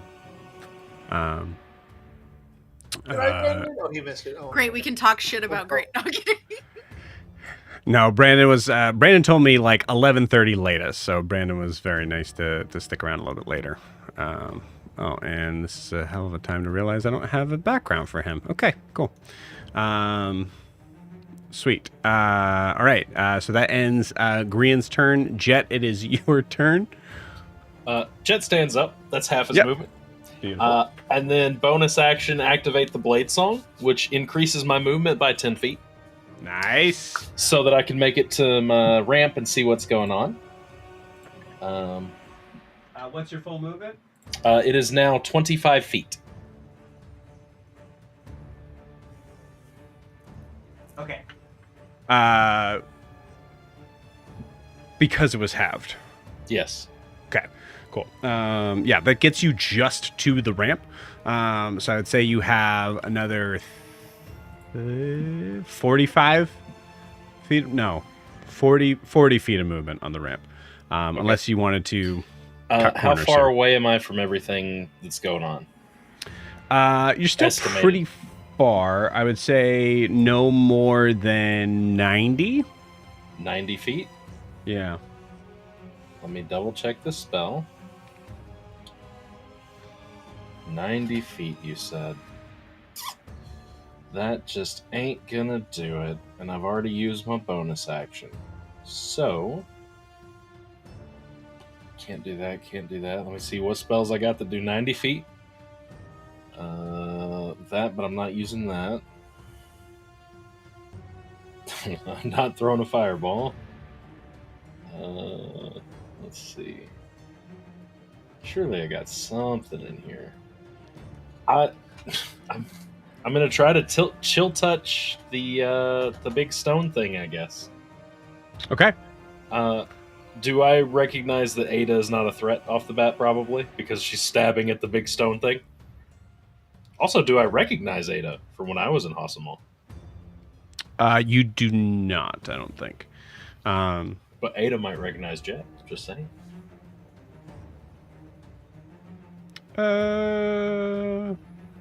Yeah, I would say because gaining from maybe like flanking like sort of position, I think Jet kind of gets the idea that that most likely. I will say it does seem like most likely the enemy is the one that is standing over Titian. Fair. I'm going to chill touch him because that's all I got that's ranged. That's 120 feet. So here we go. We'll see if he's immune to necrotic damage too. 17 plus 9 is 26. 26 hits. Is he immune to necrotic damage? He is not immune. Ah, good. 7 and a 4, so 11 points of necrotic damage. 11. He is resistant. That's fair. Halved to 5. Okay. Cool. But that still hits. Nice. Good. Cool. We have Jet in the fight. Is that end Jet's turn? That's bonus. That's action. Yep, that's it. All right, cool. It is now Ianthe's turn. I'm going to use my action to move my double forward.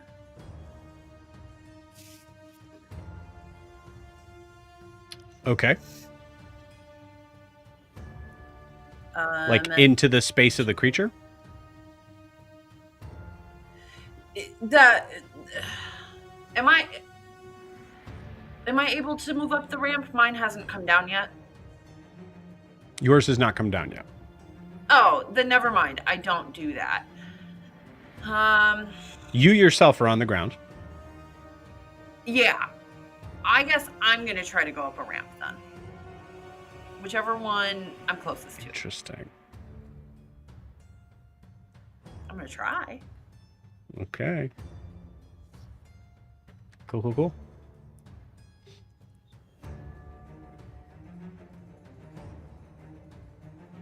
The one that you're closest to, Jet, is on. Actually, sorry, let me get the camera moving here. Maybe. There we go. So, is that what you want to do, Ianthe? Is to get on the same one that Jet's on? Yeah. Okay.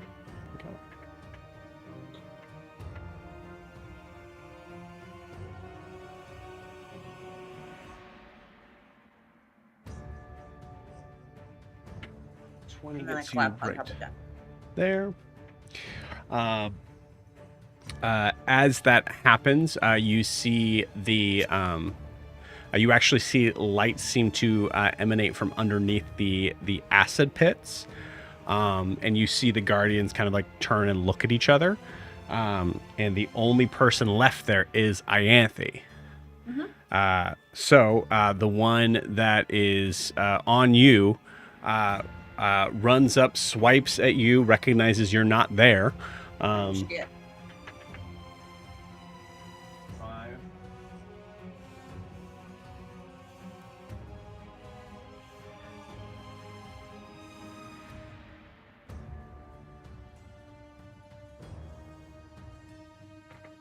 just close enough to get to you. Now I assume with that, well, wait, with that double,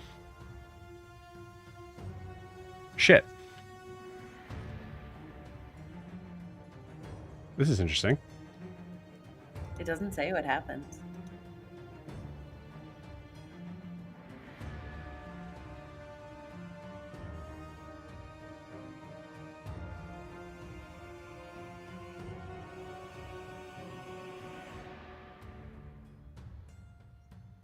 Mislead. Okay.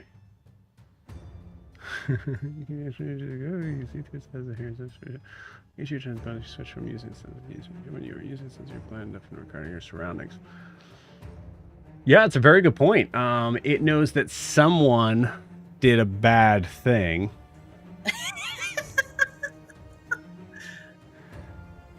I don't think it knows where you are.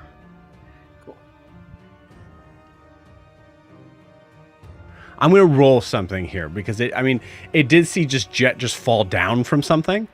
Okay, that's a 5. Cool. I'm going to say it does not spend its action to dash to you, to where you are, but it does take its movement to go in that direction and start inspecting what's going on. Very towards me or towards illusion me? Technically, as far as it knows, towards Jet. Gotcha. That's cool. I like it. Very interesting. Sweet. I love it when you guys fuck up my shit like that. That's so great. That's awesome. Cool. Anything else? Wait, was that Ianthe's turn? That was my turn. Yeah, cool. Does that end your turn?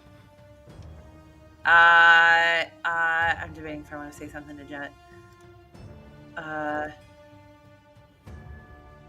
just going to telepathically to him, move quickly, please. On the back of the bridge. Yeah, like right by. You don't even have to say it telepathically. You can just say it right to him. No, but I'm going to because I don't want them to hear me. That's fair. Incredible. Cool. All right. It is Leonin statue time. Whom or what do you fight for? Before I answer, Joe, do you mind? Can you mind recapping what you heard totally to like? Yeah. Because I think you got all the answers. Actually, it's fine. I think the only one that you didn't get was the one that you actually got. That made no sense. Forget what I just said. The unhidden is the clue that that Grian gave you, I believe. Right. Grian shared that one with me. To Correct. get the other ones to light up and eventually fall down, what I remember was the first one was justice. Yes. The second one was to protect others, protect those in need. Mm-hmm. The third one was love, correct? Yes. And so far the other things I have said is I've said justice again just to check it. I've said friends, family. Yes. And I've said for a better tomorrow, and those failed. Correct. Okay. I just want to double check and make sure that there was nothing extra there. Okay. Yep. So, and I think the one I forgot to say was when you were when you got the last one right, the response, this is probably only going to be confusing to you right now, but I'll tell you anyways. Give, expect nothing in return was the response to your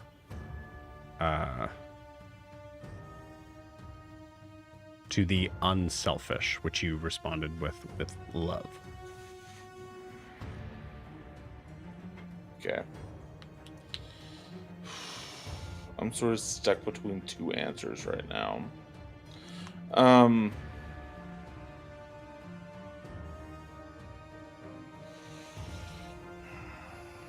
Sorry if I'm taking a little bit longer. No, you're fine. There's a very good chance this will be my last round, just in general.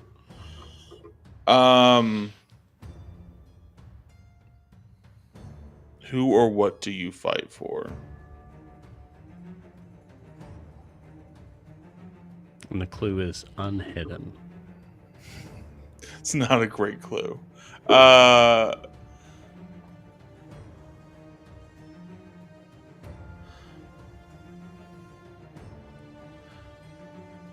I fight for my beliefs and the truth that can't be hidden.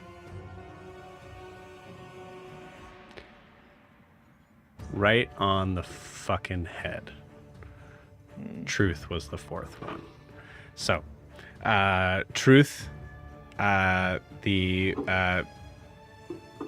see truth light up, or that glyph light up, and as that fourth one lights up, you see the figure kind of look down, look back up at you, raises its spear. Choose.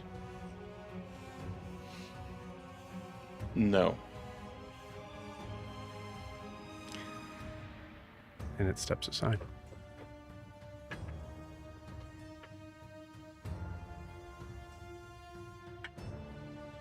All right. It is your turn.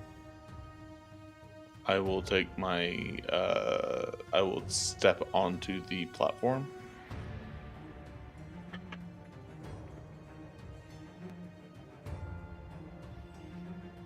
As you step on the platform, you see this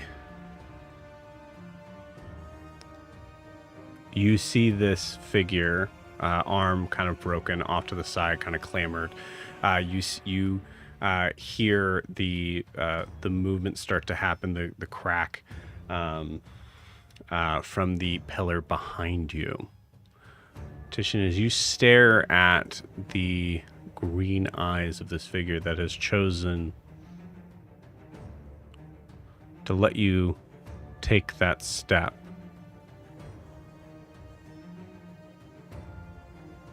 what do you do? I think I just muster up as much strength as I have left in my body. And I stand up a little bit straighter. And I take my saber and I hold up my shield and I just sort of tap my shield a few times, sort of showing a stance of being just unwavering and like strength in this moment and resolve to continue forward if need be. Okay. You see the figure turn to you, place its spear straight up, and give you a soft bow. And with that, we will end tonight's session. We'll see you all next week.